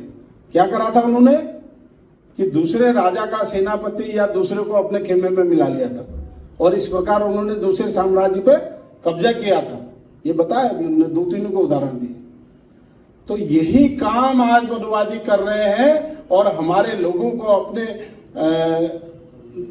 पक्ष में लाके मोर्चे का अध्यक्ष बना के या तमाम ऐसे पदों और लालच देके उनको अपनी तरफ करके हमारी नाव डुबाने में लगे हुए हैं।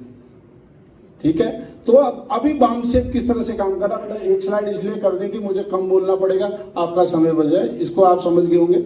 मेरे इधर डालने का इसलिए है क्योंकि जो विषय है वो उस पर काफी बात हो गई है।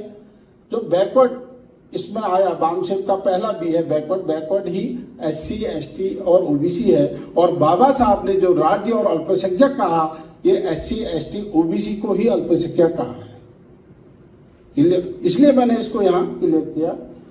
एंड से एंड माइनॉरिटी से लेना है क्योंकि हम लोग सभी मैक्सिमम इसमें नौकरी पेशा लोग हैं और हम लोगों ने आज तक ये देखा है कि हम लोग माइनॉरिटी लिखते हैं केवल मुस्लिम और बहुत कम क्रिश्चियन को, ज़्यादातर हमारे उसमें जहाँ भी माइनॉरिटी आता है तो वहाँ पर हम मुस्लिम समुदाय के लोगों का डाटा भर देते हैं। तो हम आज भी इसको राज्य और अल्पसंख्यक की बात कर रहे हैं तो हम वहाँ ले रहे हैं, जबकि यहाँ पर जो है SC ST और ओबीसी में जो लोग मुस्लिम के उसमें हैं वो उसमें वहाँ आ जाते हैं।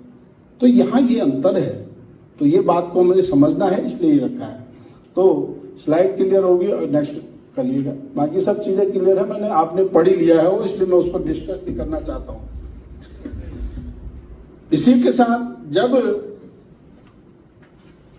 इतने महत्वपूर्ण बिंदु पर हमारी बातचीत हुई तो और इतना बड़ा, अब नाव को कैसे, जो टाइटैनिक वो जो 28 किलोमीटर दूर जो दूसरा शिप था वो वापस आया और वो काम क्या करा, ऐसे ही बामसेफ कैसे काम कर रहा और कैसे समाज को बचा रहा है, संक्षिप्त में बताना चाह रहा हूँ। बामसेफ ने जब देखा हमारे बड़े बड़े राजनीतिक दल तक बिक गए, खत्म हो गए और तत्कालीन सरकारों के आगे घुटना टेक चुके हैं, तो 2017 में एक बीड़ा उठाया, एक कार्यक्रम लॉन्च किया, एक रिसर्च करी क्या हो रहा है देश में। 2015 से रिसर्च करी और 2017 तक चली और कार्यक्रम लॉन्च करा BS4। क्या है BS4?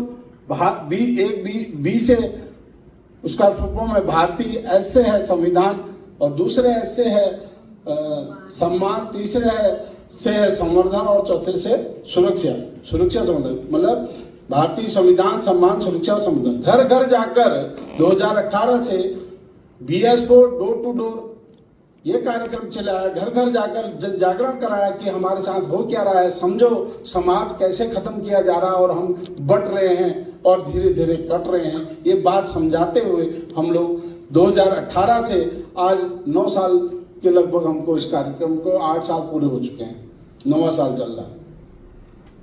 लेकिन जब इसका परिणाम ये हुआ इस चर्चा का, जब देश भर में संविधान और उसमें निहित हक अधिकारों की बात हम लोगों ने करी, तो पूरे देश में बड़े पैमाने पे चर्चा हुई कि हमारे सारे हक अधिकार, सामाजिक, आर्थिक, राजनीतिक, ये सारे क्षेत्रों में जब बहसें आम हुई तो इसका परिणाम ये हुआ कि विरोधियों के कान खड़े हुए। नेक्स्ट, अभी यहाँ क्या कार्यक्रम रहा, इसमें अंतर क्या है, बामसेफ ने क्या काम किया, विरोधियों ने क्या क्या किया, थोड़ा तुलनात्मक अध्ययन करिए। बहुत कम समय में आप लोगों को समझाने का प्रयास कर रहे हैं। BS4 door to door mission 24 सामाजिक लोकतंत्र की हो, समझ में आ रहा होगा, सीधा सीधा कार्यक्रम है वही। लेकिन विरोधी कहने लगे अब की बार 400 पार, संविधान खत्म, आरक्षण खत्म, लक्ष्य था उनका, हाँ कि नहीं?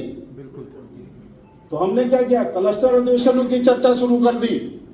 फर्स्ट टाइम उसी टाइम हमने कहा BS4 मिशन 24 हम 2024 को मिशन बनाया और देश के 200 जिलों में 200 संसदीय सीटों पर यह कार्यक्रम करें। जिसको याद होगा पहला कार्यक्रम कम से कम 5-7 हजार की भीड़ जो पार्क में थी, ये उसी साल क्लस्टर शुरू किए और तब जब उनने इससे उनके हाथ पांव कांपे तो उन दूसरे ने विरोधी ने क्या करा, उन्होंने धार्मिक कार्यक्रम लगाने शुरू करे। धार्मिक कार्यक्रम का परिणाम क्या होता है, जब आप जाते हो कोई कोई भी कार्यक्रम हो, वो जो भी वो करते हैं तो क्या देते हो, पैसे किसके पास जाते हैं, वो कहाँ गए, राम मंदिर का पैसा, चंदा चोरी किसके पास गया? अरे जो भगवान अपने धन की रक्षा नहीं कर पा रहा है वो तुम्हारी क्या खास रक्षा करेगा? करेगा क्या? कैसे चोरी हो गया भगवान के मंदिर से? तो इसका मतलब क्या है, कहाँ जा रहा है वित्त?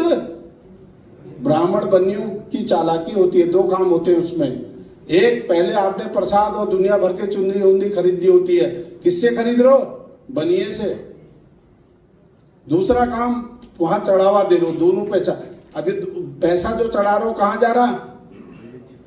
तो ये बात समझना है हमको। तो इससे हमारा भला नहीं हो रहा बल्कि उन 2 गुटों का भला हो रहा है। तीसरा काम, जाति आधारित जनगणना की हम लोगों ने बात करी, परिणाम क्या हुआ इस साल मालूम है आप लोग? जिन लोगों ने गणना करी उन्हें ज्यादा पता है।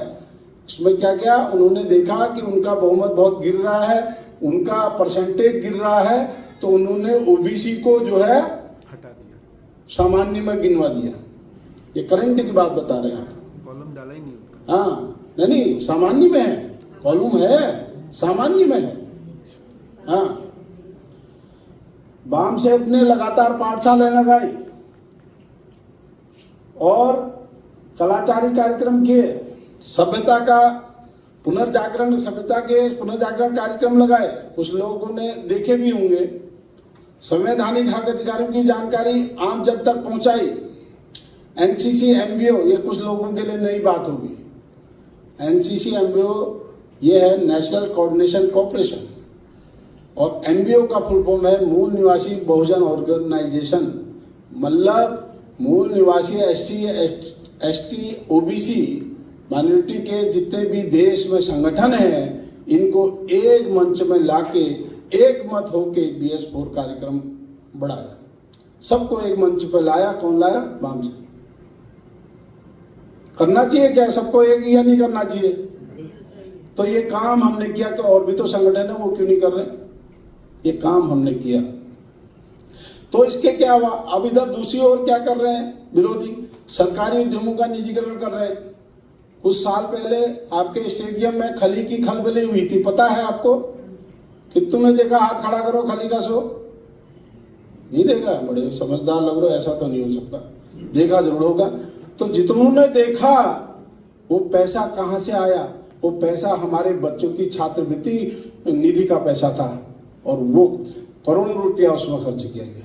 बच्चों को ढीला पैसा नहीं दिया, ऑनलाइन के नाम पर बच्चों के रेशे नहीं करे, और वो सारा पैसा वो था।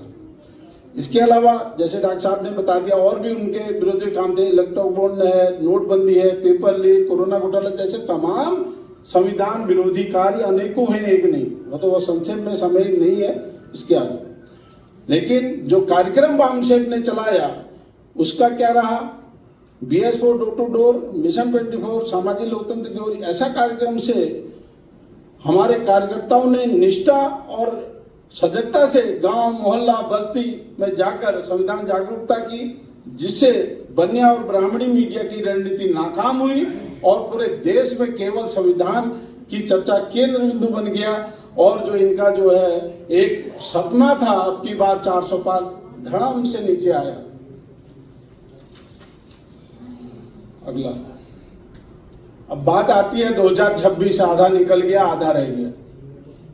सांप तो आधा निकल गया, पूंछ रहेगी, लेकिन अभी भी वक्त है, जाग जाओगे तो कुछ हमारे सामने कुछ लक्ष्य हैं।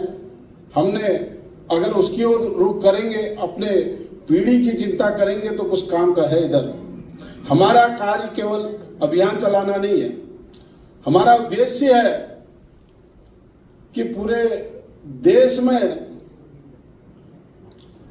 संविधान को 100% लागू करके 90% जो मूल निवासी है उनके हितार्थ संवैधानिक कार्यों को हमको लागू कराना होगा इस देश में। हम इस देश के मूल निवासी हैं, और यहाँ पर ही हमारे घर में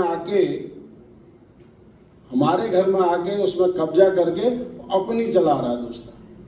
तो हमें क्या करना है? अपने देश में अपनी चलानी है। तो मतलब समता समानता के कार्य कराने हैं, तो उसके लिए जवाबदेही ऐसी हमने यहाँ पर रखनी है। और जिसके लिए संविधान में निहित जो व्यवस्था है उसको ये जन जन को नहीं पता, लेकिन हमारा काम यह है, जैसे जितनी बातें आज आप लोगों ने यहाँ पर सुनी जानी, उसको शेयर करेंगे अगले तक। जिसको नहीं मालूम तो निश्चित रूप से कुछ ना कुछ परिवर्तन आएगा। केवल वही काम करना है कि जैसे संविधान के भाग 4, जैसे डॉक्टर साहब ने अभी बताया था, राज्य के नीति निर्देशक तत्व हैं जो सरकार के लिए वे नैतिक और राजनीतिक दिशा निर्देश हैं, जिनका पालन करना एक लोक कल्याणकारी राज्य की स्थापना के लिए अनिवार्य है। इसीलिए बाबा साहब ने राज्य और अल्पसंख्यक, इसीलिए इसको मैंने यहाँ कोट किया है। क्यों है? इसलिए इसको रखा है ताकि आप लोग समझ लें। अगला, बहुत छोटी छोटी बातें हैं। अभी यहाँ एक बार कुछ हमें बाम सेठ ने रिसर्च के दौरान अपने, हमारा रिसर्च सेंटर है रिगनावर्डी नागपुर में, सब लोग आमंत्रित है। कभी भी आप साल भर घूमने जाइए, नागपुर जैसा बेहतरीन क्षेत्र कोई नहीं है, वहाँ जाइए। महापुरुषों के बहुत सारे हैं, और हमारे रिसर्च सेंटर में निःशुल्क आप रहेंगे, लेकिन आप हमारे सदस्य होने चाहिए। आपकी सदस्यता होनी चाहिए। वहाँ आपको रहने का कोई आपको कमरा मिलेगा, आपको जो है बिजली पानी सब मिलेगा, लेकिन आपको निःशुल्क रहेंगे, लेकिन पहले आप यहाँ के मेंबर होने चाहिए। तो ये सुविधा आपके लिए 40 कमरे हमारे पास हैं वहाँ पर। हमारे जो इंस्टीट्यूट है 27 एकड़ जमीन हमारे सीनियर कार्यकर्ताओं ने और हमने सबने अपना अपना वेतन लगा के या उससे अधिक दे के वो जमीन ली है और वहाँ संस्थान खड़ा किया हुआ है। और वो संस्थान किसी का निजी नहीं है, पूरे समाज का है, किसी एक का नहीं है, पूरे समाज का बराबर हक अधिकार है। तो वहाँ तैयार किया हुआ है। वहाँ पर जब ये हमने कुछ जो रिसर्च की है, एक टाइम में 1000 आदमी ट्रेनिंग लेता है एक टाइम में, तो वहाँ जो रिसर्च हुई, जैसे आप लोग तबीयत खराब होती है ना, पहली बार उधर जाते हैं डॉक्टर के पास, तो पहले वो कुछ दवाई लिखता है, आराम नहीं होता तो फिर वो एक्सरे या ब्लड टेस्ट लिखता है, उससे भी ठीक नहीं होता, फिर अल्ट्रासाउंड कराता है। तो ऐसे ही कुछ यहाँ भी डॉक्टर बैठ गए वहाँ हमारे सेंटर पे और उनने कुछ जांचें कर रखी हैं। वो जांचें देखना चाहेंगे आप लोग? बहुत छोटी छोटी जांचें हैं, बहुत काम की जांचें हैं, जिनसे हमारे समाज की तबीयत खराब हो रही और हमें पता भी नहीं चल रहा, वो यहाँ रखा है। क्या है? आर्थिक स्थिति पहली 2025 के रिकॉर्ड के अनुसार बताते हैं 8,71,000 व्यक्तियों के पास 8 से 9 करोड़ की संपत्ति है। देश के 8,71,000 व्यक्तियों के पास 8 से 9 करोड़ की संपत्ति है। 284 लोग अरबपति हैं। देश की संपत्ति का 98 लाख करोड़ का हिस्सा किनके पास है? 98, देश की पूरी संपत्ति का 98 लाख करोड़ का हिस्सा पूंजीपतियों के पास है। और भारत सरकार की आय क्या है पता है आपको? 28.37 लाख करोड़ मात्र। अगर ये पूंजीपति देश का भला चाहते तो देश कहां होता? तो आंकड़ों से समझिए, और ये फैक्ट आंकड़े आपके सामने में है। देश के 10 पूंजीपतियों के पास संपत्ति जो है 35,86,340 करोड़ रुपया है। अब एक और नई बात, पिछले 2 साल के रिकॉर्ड बता रहे हैं।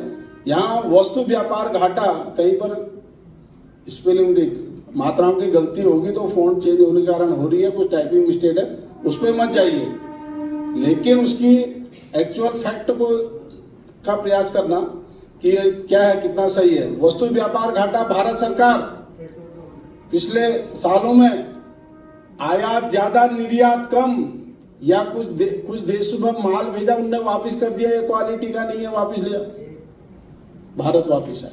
इसका खामियाजा क्या मिला? 23.75, मतलब लगभग 24 लाख करोड़ शुद्ध घाटा।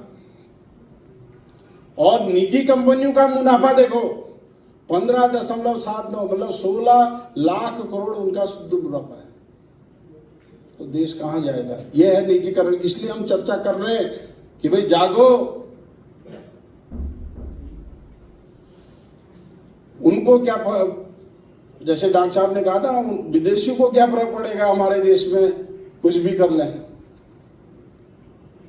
पहले सिकंदर आया था, अब कोई और आया है, तब कुछ और है, सब लूटने में लगे। भारत को हमने बचाना हमारा देश है। नेक्स्ट, अब बात करते हैं दूसरी, ये तो आर्थिक है, 2-3 चीजों में। दूसरा, फिर एक एक्सरा करा और शिक्षा व्यवस्था का एक्सरा करा हमारे रिसर्चरों ने। निजी स्कूल महंगी शिक्षा, अमीर का बच्चा अमीर और गरीब और अमीर होता जा रहा है, और उधर गरीब का बच्चा पिछड़ता जा रहा है। जब शिक्षा नहीं होगी क्या होगा? वो पिछड़ेगा। सरकारी स्कूल कमजोर ढांचा, बदहाल व्यवस्था, आप लोगों को सब मालूम है। ASER annual status of educational report, ये क्या कहती है पता है आपको? ये लास्ट ईयर की रिपोर्ट है। ये कहती है भारत में 76.6% कक्षा 3 का बच्चा कक्षा 2 की किताब को नहीं पढ़ सकता। कक्षा 5 का बच्चा साधारण भाग के सवाल को नहीं कर सकता। 76% वो भी है, नहीं 70% करीब। ये स्थिति देश की है। उच्च शिक्षा में प्रोफेसरों के 30 से 35% पद रिक्त हैं, और विश्वविद्यालयों की बात हम करते हैं तो ओबीसी, एससी और एसटी के प्रोफेसरों की जो संख्या है बहुत ही नहीं के बहुत कम, न्यून। किसी यूनिवर्सिटी में या किसी कॉलेज में तो कोई मिलेगा ही नहीं। और 80% सारे पद सामान्य जाति से भरे गए। सर अगला,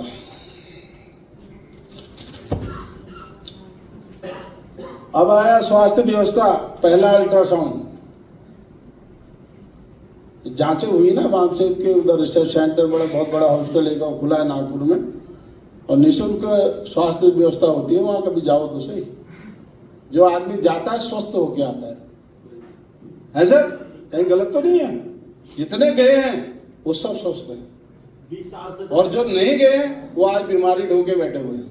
20 साल से नागपुर में गंभीर बीमारी के लिए गरीबों को नाइलाज रखना, अभी सेंटेंस पे ध्यान दीजिए। गंभीर बीमारी के लिए गरीबों को नाइलाज रखा जाना वास्तव में संविधान का उल्लंघन करना है। किसकी ड्यूटी है? राज्य की। राज्य का मतलब भौगोलिक क्षेत्र नहीं, राज्य की सरकार की जिम्मेदारी है, शासन की जिम्मेदारी है। सरकारी अस्पताल जर्जर हालत, व्यवस्था बदहाल, और इनका क्या करना? निजी अस्पताल मालामाल। निजी अस्पतालों की मनमानी चल रही है। निजी अस्पताल सरकारी योजनाओं से मालामाल हो रहे हैं। असली हैं? हाँ, कई वो है मुनाफेखोर दवा कंपनियां 10 रुपए की चीज को 100 से लेके 500 तक की बेच रहे हैं। हो रहा है कि नहीं है? कहीं गलत तो नहीं है? और हम क्या कर रहे हैं? क्या हम देश के नागरिक नहीं है? तो फिर घर क्यों चुपचाप बैठे हैं? कुछ तो सोचना होगा ना, हमारी संपत्ति का नुकसान हो रहा है। दुष्परिणाम, इसका सीधा असर हमारी गरीब जनता पर जा रहा है, जो अपनी आय का 40% केवल स्वास्थ्य संबंधी अपनी परेशानी में परिवारजनों की स्वास्थ्य लाभ में खर्च हो जा रहा है। 100 में से 40 रुपए तो न्यूनतम है, ये इतना उसी में खर्च हो जा रहा है। किसी का 100 के बजाय 200 हो रहा होगा, कर्ज में डूब रहा होगा। अगला सर, ये पहला एमआरआई निकला, एक हमारे संगठन ने देश का एमआरआई किया हुआ है कि देश में जो बेरोजगार लोग हैं, युवा बेरोजगार हैं, महिलाओं की क्या स्थिति है, युवाओं की क्या स्थिति है, उसकी जांच की। रोजगार और गरीबी एक ही सिक्के के दो पहलू हैं। मैंने कोट किया है, एक दूसरे से ताल्लुक रखते हैं।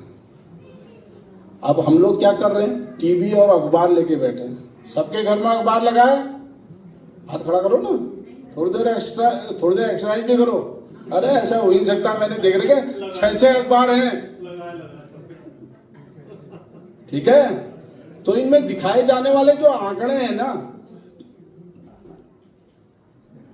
तो वो आंकड़े तो कुछ और दिखाए जाते हैं। यहाँ तो सब अच्छा दिखाते हैं, वो हमने ये कर दिया, हमने वो कर दिया।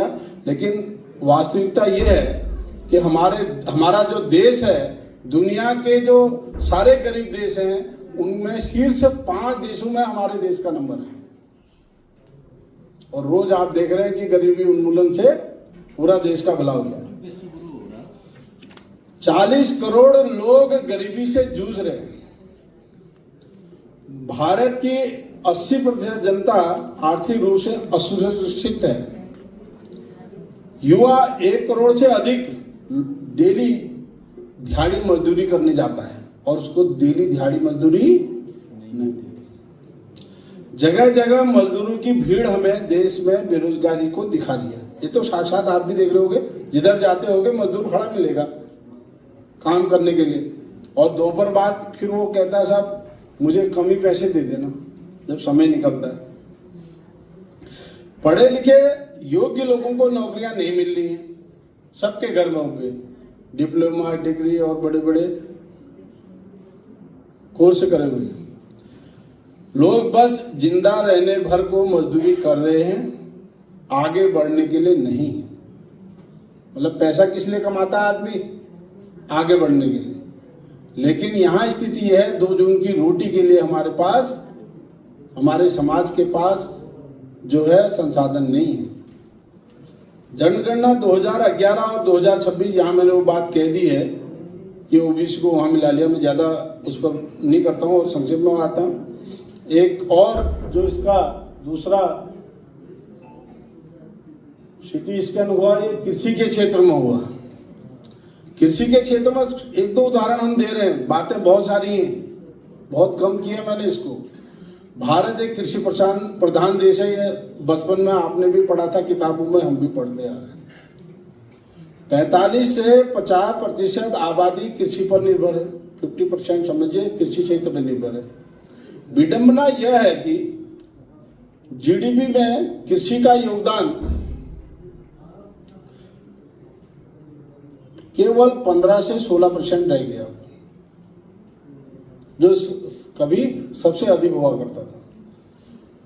और यही असंतुलन कृषि क्षेत्र की बदहाली का सबसे बड़ा कारण है। 15 से 86%, आंकड़े कुछ बता रहे, 86% मतलब 26.5 करोड़ के आसपास जो है छोटे किसान हैं, मतलब छोटे, उनको बहुत छोटा किसान मान को, जिनके पास 4 एकड़ से कम जमीन है। कितने लोग हैं? 26.5 करोड़, लगभग 26.5 करोड़ ऐसे किसान हैं देश में जिनके पास 4 एकड़ जमीन नहीं है। जब 4 एकड़ जमीन नहीं है तो उसका परिवार तो चल नहीं सकता। इसका मतलब है ये एकड़ जमीन तो आंकड़े पहाड़ों के कहाँ, यहाँ तो 1-2-4 नाली की बात होती है, वहाँ ये एकड़ फार्मरों की बात। ये यहाँ के पहाड़ के लोग फार्मरों की गिनती में नहीं आते। आधे से अधिक जमीन पूंजीपति किसानों और सामंतों के कब्जे में है। 14% किसान के पास 53% जमीन है।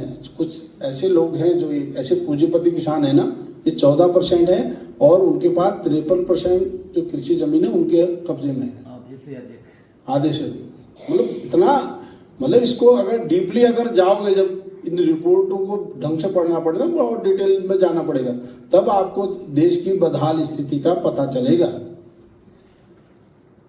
एग्रीकल्चर सेंसस 15-16 में एक रिपोर्ट आई है, वो कहती है 14 से 15 करोड़ भूमिहीन कृषि मजदूर हैं, जो कृषकों की बदहाली का बहुत बड़ा कारण है। 14 से 15 करोड़ भूमिहीन, उनके पास जमीन ही नहीं है, कृषि मजदूर जमीन ही नहीं है, तो क्या खा रहे होंगे कैसे, या कुछ दिन दूसरे के यहाँ काम कर रहे होंगे लेकिन उनको मजदूरी भी नहीं मिल पा रही होगी। तो इसीलिए कहा गया है समस्याएं अनंत हैं। आज शिक्षा, स्वास्थ्य, अनाज, प्रवास सब महंगा है, लेकिन मोबाइल सस्ता है। अब यहाँ समझो ना, अब रिपोर्ट आई है लास्ट, बामसेट ने 2 लाइन में रिपोर्ट दे रखी है। मोबाइल सस्ता है, गरीब से गरीब व्यक्ति के पास सस्ता स्मार्टफोन और डेटा है। चालाकी का ध्यान दो, बात केवल बामसेट भी बता रहा, थोड़ा सा समझिए क्या है ये। आपके पास फोन होना कोई बुराई नहीं है, लेकिन चालाकी समझिए। क्षणिक रील्स के चक्कर में वो अपनी समस्याएं और उनके कारणों, शोषण की व्यवस्था नहीं जान पा रहा है। उसके समझ में नहीं आ रहा है कि ये क्या हो रहा है, फोन में लगा है बस, और डेटा नहीं है तो उसका जुगाड़ कर रहा है। और घर में जबकि अनाज, कई परेशानियां हैं। ये तो हमें थमाया ना, पहले सस्ता किया। अभी किसी सर ने बताया था, पिज्जा वाली बात कही थी माननीय चंद्याल जी ने, प्रोफेसर साहब ने, बहुत बढ़िया बात। यही पूंजीवाद है। पूंजीवाद यहाँ पर समझ में आता है। उन्हें क्या करा, पहले जियो ने फ्री का डाटा दिया और बहुत कम में फ़ोन भी दिया, और धीरे धीरे जब सब अन्य टावर किसी ने बंद किया, किसी ने बेचा, जब उसका पूरा उसमें कब्जा हुआ, तो फिर उसने क्या किया, वो डेटा बंद कर दिया और महंगा नहीं, दुगुना नहीं, दुगुने से ज्यादा महंगा कर दिया। तो ये पूंजीवाद है। और उसका पैसा आप उसमें उसका कब्जा हो गया तो आय सब किसके पास जा रही, निजी व्यक्ति के पास जो उसका स्वामित्व है। तो यही चीज यहाँ पर है, और ना ही इसको महसूस कर रहा। और वाम से के कार्यकर्ता इसे समझाने वामसेप के कार्यकर्ता इसे समझाने में लगे हैं, समाज को बता रहे हैं कि भाई कुछ तो गड़बड़ है, इसको ध्यान दें। अगला अब बात आती है, कुछ बीमारियां हमारी समझ में आ गई हैं, इनका इलाज कैसे करें, और संक्षेप में कुछ बातें लेते हैं। साथियों, केवल विकास दर देखना धोखा है। अगर देश के में लाखों करोड़ों की संपत्ति पैदा हुई है और वह केवल कुछ परिवार या कुछ लोगों तक के पास है, और या कुछ लोग या कुछ लोगों के जेब में है गई, तो वह विकास नहीं है। विकास के नाम पर लूट है, और इसमें गरीब के हाथों में केवल एक वक्त की रोटी और इंटरनेट के डाटा के अलावा कुछ नहीं आ रहा है। ये तथ्य फैक्ट है, ठीक है। सरकार एक और मुफ्त अनाज, राशन और कुछ रुपए की किस्त देकर गरीबी दूर करने का दावा करती है, और दूसरी तरफ अरबपतियों को के लाखों रुपए, लाखों करोड़ क्या करती है, माफ कर देती है, और गरीब को सजा हो जाती है, उसकी चीजें वो कर लेती है, हायर वो नीलामी कर देती है, ठीक है। यह अब ऐसा कैसा है, यह एक जो है शब्द है यहाँ पर उल्टा अवतार है। हमारे देश ना क्या, किसका देश है, कितने करोड़ देवी देवता है, 33 करोड़। तो ये यहाँ अवतार हो रहे हैं, ये कैसा अवतार हो रहा, उल्टा, ठीक है। गरीब की पूंजी अरबपति को जारी है, और कैसे जारी है वो समझाना है। वामसेप का काम है वो समझाना। आपको लग रहा हमारा क्या जा रहा है ना, सुबह सुबह उठते हो, पेस्ट करते हो, 10 रुपए का पेस्ट लिया, गरीब आदमी वही करता है, 10 रुपए 20 रुपए का लेता है, टैक्स जा रहा है उसमें, टैक्स जा रहा है। और जो कंपनी है पेस्ट की, किसकी है, किसी पूंजीपति की है, अरबपति की है। टैक्स जा रहा है, कहां से जा रहा है, वो भी जा रहा है सीधा सरकार के पास, और सरकार उस टैक्स के जो पैसा जमा हुआ उससे उसकी वो घाटे में दिखाता है कंपनी, और वो उसका कर्जा माफ कर देगी और उसको सहयोग करती है। क्यों, उन्हीं लोगों ने सरकार बनाई है, वो रिटर्न में ये सब कर रहे हैं। जैसे आप लोग कभी कभी बर्थडे या शादी करते हैं तो मेहमान आते हैं, और आते हैं तो आपको शादी या बर्थडे या किसी भी ओकेजन में गिफ्ट देते हैं, और अब बढ़िया फैशन चल गया है कि भैया रिटर्न गिफ्ट भी देना है। शादियों में साड़ी देते हैं, और उसमें तो जब पूंजीपति या अरबपति या ये लोग सरकार बना रहे हैं, उसमें पैसा खर्च कर रहे हैं, तो सरकार बन जाने के बाद रिटर्न गिफ्ट भी तो देना है, समझ रहे।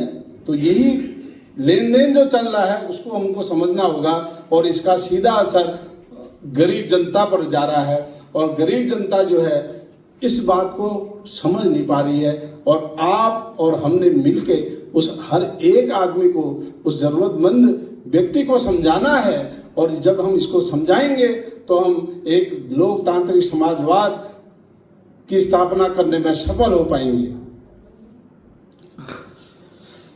अब ये फिर अगली लाइन इसी बात को कह रही है कि भारत आज लोकतांत्रिक समाजवाद से पूरी तरह हटकर कुलीन तंत्र की ओर बढ़ चुका है। यहाँ चुनाव जनता के वोट से जीते जाते हैं, और सरकार ब्राह्मणवाद के सोच और पूंजीपतियों के नोट से चलती है। यदि हम इसमें बदलाव लाना चाहते हैं, इसमें बदलाव होना चाहिए व्यवस्था में या नहीं होना चाहिए, तो इसमें अगर बदलाव लाना चाहते हैं तो हमें मनुवादी सोच और व्यवहार से बाहर आना होगा। यहाँ हम बैठे जितने लोग भी सभागार में हैं, हम अभी भी इस सोच में जकड़े हुए हैं, हमें इससे बाहर आना होगा, और फुले अम्बेडकरी विचारधारा, समता, समानता, न्याय और बंधुत्व को अपनाना होगा, तथा जनमानस को देश की तमाम व्यवस्था के लोकतांत्रिक व्यवस्था को समझाना होगा, और देश को लोकतांत्रिक राष्ट्रीयकरण की दिशा में आगे ढालना होगा। अब यहाँ दो पक्ष हैं हमारे देश में, एक है संविधानवादी लोकतांत्रिक समाजवाद, यह राष्ट्रीयकरण की बात करता है। बहुत संक्षेप में मैंने शॉर्ट में लिखा है, काफी चर्चा वक्ताओं ने कर दी, आप लोग सीधे। एक है संविधानवादी लोकतांत्रिक समाजवाद जो राष्ट्रीयकरण की बात करता है, और दूसरा है ब्राह्मणवादी पूंजीवाद, जो कहते हैं निजीकरण की बात करता है। बस दो ही फैक्ट हैं जिसके समझ में ये आएगा, वो सीधा सीधा है। ये दो लाइन को अगर समझ लो तो पूरा चैप्टर कंप्लीट आज का टॉपिक, कि दो ही देश में पक्ष हैं पूरे देश में जो चल रहे हैं, और इन दो बात को अगर हम समझते हैं तो तब हमारा काम बनता है कि हम दोनों विचारधाराओं का तुलनात्मक रूप से हम लोगों के सामने रखें और लोगों को संविधानवाद के पक्ष में जनमानस को हमको खड़ा करना होगा, उन्हें तैयार करना होगा। और उन दोनों पक्षों को जब आप विस्तार से उनको बता दोगे तो उनको समझ में आ जाएगा कि हमको राष्ट्रीयकरण चाहिए या फिर निजीकरण चाहिए। तो जैसे ही आप सबको पता है, जब इसी स्थिति पर हम जाएंगे तो सब लोग राष्ट्रीयकरण के पक्ष में अगला खड़े होते दिखेंगे। कैसे दिखेंगे, बहुत छोटी सी बात है और रख देता हूँ उसमें। जब हम राष्ट्रीयकरण की बात करते हैं तो देश के सभी संसाधनों में सरकार का नियंत्रण होता है, सरकार के नियंत्रण की बात करते हैं। और जब संविधान सभा में बाबा साहब के समर्थन में सारे सदस्य राष्ट्रीयकरण के पक्ष में थे, जब संविधान सभा में बाबा साहब ने राष्ट्रीयकरण को जो है रखा था, तो राष्ट्रीयकरण में क्या क्या कैसे होना चाहिए, तब उस समय सारे लोग आश्वस्त थे। सभी लोगों के 400 कुछ लोगों के साइन हैं और वो सब उसके लिए एग्री थे, वाकई ऐसे होना चाहिए। और राज्य के भाग 4 में राज्य के नीति निर्देशक तत्वों में अनुच्छेद 38 और 29 में निहित किया गया है। सब अनुच्छेद 38 कहता है राज्य में लोक कल्याणकारी और समानता के अवसर देना, लोक कल्याणकारी राज्य बनना चाहिए और सबको समानता के अवसर देना चाहिए। और समानता कैसा हो रहा है, थोड़ी देर पहले आपने उत्तराखंड के कुछ उदाहरण दे रखे हैं, उस पर चर्चा नहीं करना है। अनुच्छेद 39 कह रहा है नागरिकों की आजीविका के पर्याप्त संसाधन जुटाना, अर्थात रोजगार का जो अभी आपके सामने आई थी ब्लड टेस्ट की रिपोर्ट और वो सारी रिपोर्टें आपको दिखाई थी ना, तो वो बता रहा है। जबकि संविधान क्या कह रहा है, नागरिकों की आजीविका के पर्याप्त संसाधन जुटाना और उनका समान वितरण। और हमारे देश में कैसे होता है वितरण, जाति के आधार पर। और पूंजीवादी अगर आ गया तो पहले उसी को। पिछले 7 सालों में वामसेक ने जो BS4 का कार्यक्रम किया, उससे कई मुद्दे विरोधियों के पस्त हुए। लेकिन यहाँ मैं 2-3 बात केवल जो बाबा साहब ने राष्ट्रीयकरण के लिए दिए हैं उस पर रखता हूँ। 17 दिसंबर 47 को संविधान सभा में कहा हमारे पास कौन कौन से संसाधन हैं जिससे इस देश की गरीबी और शोषित जनता को न्याय मिलेगा, गरीब और शोषित जनता को न्याय मिले। ऐसे कौन कौन से संसाधन हैं उन जिसके लिए समस्त उद्योग और सरकार का नियंत्रण होना चाहिए। उन्होंने साफ ये बात को कही थी।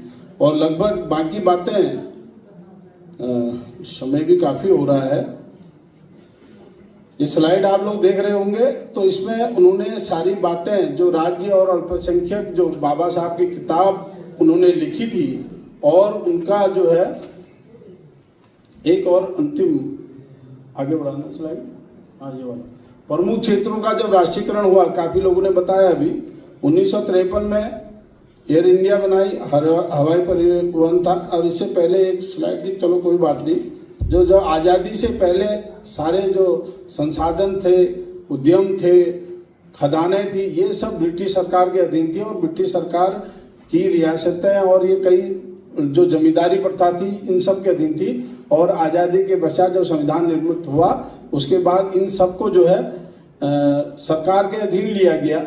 और सरकार के अधीन चीज़ें आने लगी तो सरकार की इनकम बढ़ी, देश की इनकम बढ़ी, और देश में जो प्रावधान संवैधानिक थे उसके तहत हमारी और आपके रोटी रोजगार सुनिश्चित हुए। और उससे देश की GDP 300% तक बढ़ी। इसमें कहीं लिखा होगा, देख लीजिएगा। और जबकि आज की स्थिति क्या है, आज धीरे धीरे जब निजीकरण हो रहा है, उन्हें बेचा जा रहा है, तो हम लोग काम से भी जा रहे हैं और संसाधनों से भी जा रहे हैं और हमारी आय पर भी सीधा असर इसका हो रहा है।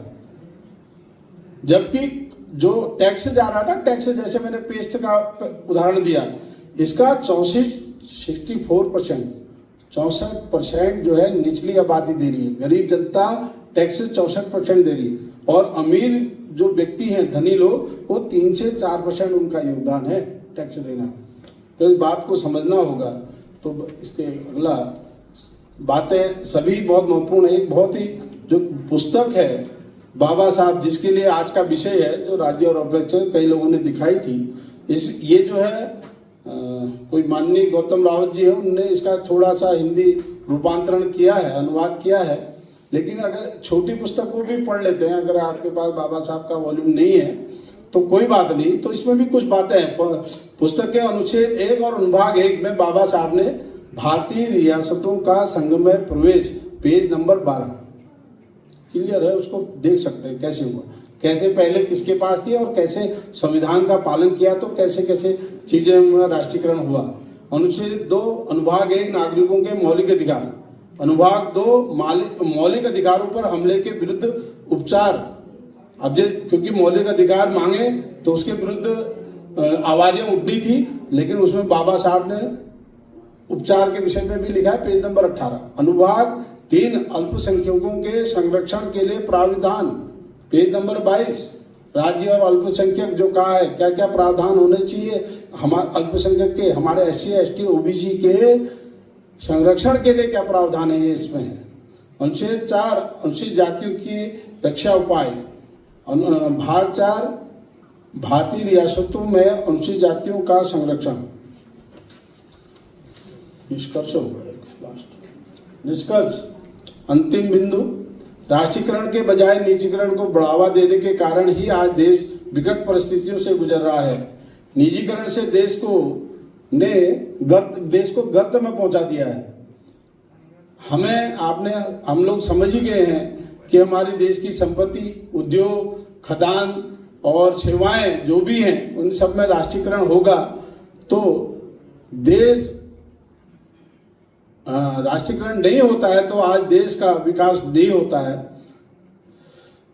देश के किसी भी पूंजीपति, आप पूंजीवाद की बात करते हैं तो इसमें बहुत बढ़िया रिसर्च की एक रिपोर्ट बामशेफ ने रखी है कि देश की किसी भी पूंजीपति में इतना दम नहीं कि वो देश के हर राज्य और हर जिले में उद्योग लगा दे, मतलब रोजगार देना है ना लोगों। जब पूंजीपति देश को अपने कंट्रोल में रख रहा है तो हर घर को रोजगार मिलना चाहिए, रोटी रोजगार उसकी सुनिश्चित होना चाहिए। तो किसी भी पूंजीपति पे दम नहीं, मामशेफ की रिपोर्ट करती है कि वो हर जिले में उद्योग लगा सके और सबको रोजगार दे सके, खेती उत्पाद और निर्यात में इतनी क्रांति करे, करोड़ों रोजगार निर्माण करे और देश की आर्थिक समस्या को बचा दे। तो है क्या किसी में? नहीं है। तो इसलिए यह ताकत सिर्फ और सिर्फ लोकतांत्रिक राज्य समाजवाद अर्थात देश के लोकतांत्रिक राष्ट्रीयकरण लागू करने से आएगी, जिसे लागू कराना है और जिसे लागू कराना आपके हाथ में है, जिसके लिए मूल निवासी बहुजन समाज को भी सहभागी होने के लिए प्रेरित कर आंदोलन में शामिल करना होगा। तो जब हम ये सब करेंगे, आप सभी का साथ, सहयोग और समर्थन, 3 चीजें इस कार्यक्रम को आगे बढ़ाने के लिए चाहिए। जब इस आंदोलन को हम आगे बढ़ाएंगे तो निश्चित रूप से हम अपने परिवार को सुनिश्चित करेंगे, हम अपने परिवार को शिक्षित करेंगे, हम अपने परिवार के बच्चों को, बच्चों के बच्चों के लिए रोजगार सुनिश्चित कर पाएंगे। यही सारांश आज के इस टॉपिक का है। तो मैं अपने बात को विराम देता हूँ। सभी साथियों को जय भीम, जय मूल निवासी, जय भारत, जय संविधान। और प्रथम सत्र के समापन की घोषणा के साथ संचालक महोदय अगले सत्र की सूचना आपको देते हैं। और भोजन की व्यवस्था किस प्रकार से है, भोजन बहुत देर से आपका इंतजार कर रहा है। आप सभी लोग, देर सवेर बहुत होती है लेकिन हम सभी प्रेम पूर्वक भोजन ग्रहण करेंगे। कुछ साथी बहुत ही अनाउंसमेंट करना चाहिए। साथियों, शॉर्ट में ही है, दिमागी भूख बाप से मैंने बहुत दे दी है और उसके लिए पर्याप्त आपको काफी इंफॉर्मेशन दे दी है। अब पेट की भूख के लिए भी इंतजाम किया गया है और उसके लिए हमारे दीपक चनियाल साहब, डॉक्टर दीपक चनियाल साहब, प्रकाश चनियाल साहब 10,000 रुपए इस कार्यक्रम के लिए दे रहे हैं, क्योंकि भाई पेट की भूख का इंतजाम तो हमारे सरकारी, गैर सरकारी, व्यापारी, मजदूर, किसान, उन सभी लोगों को पैसा देते हैं तभी ये कार्यक्रम हो पाता है। और मैं आप सभी से भी ये अनुरोध करूंगा कि उनका तालियों से स्वागत किया जाए। वो इस कार्यक्रम के लिए पेट की इस भूख को शांत करने के लिए 10,000 रुपये का आर्थिक सहयोग दे रहे हैं। और मैं आपसे भी अनुरोध करूंगा जो देना चाहता है वो आए और संचालक महोदय को बता दें। धन्यवाद।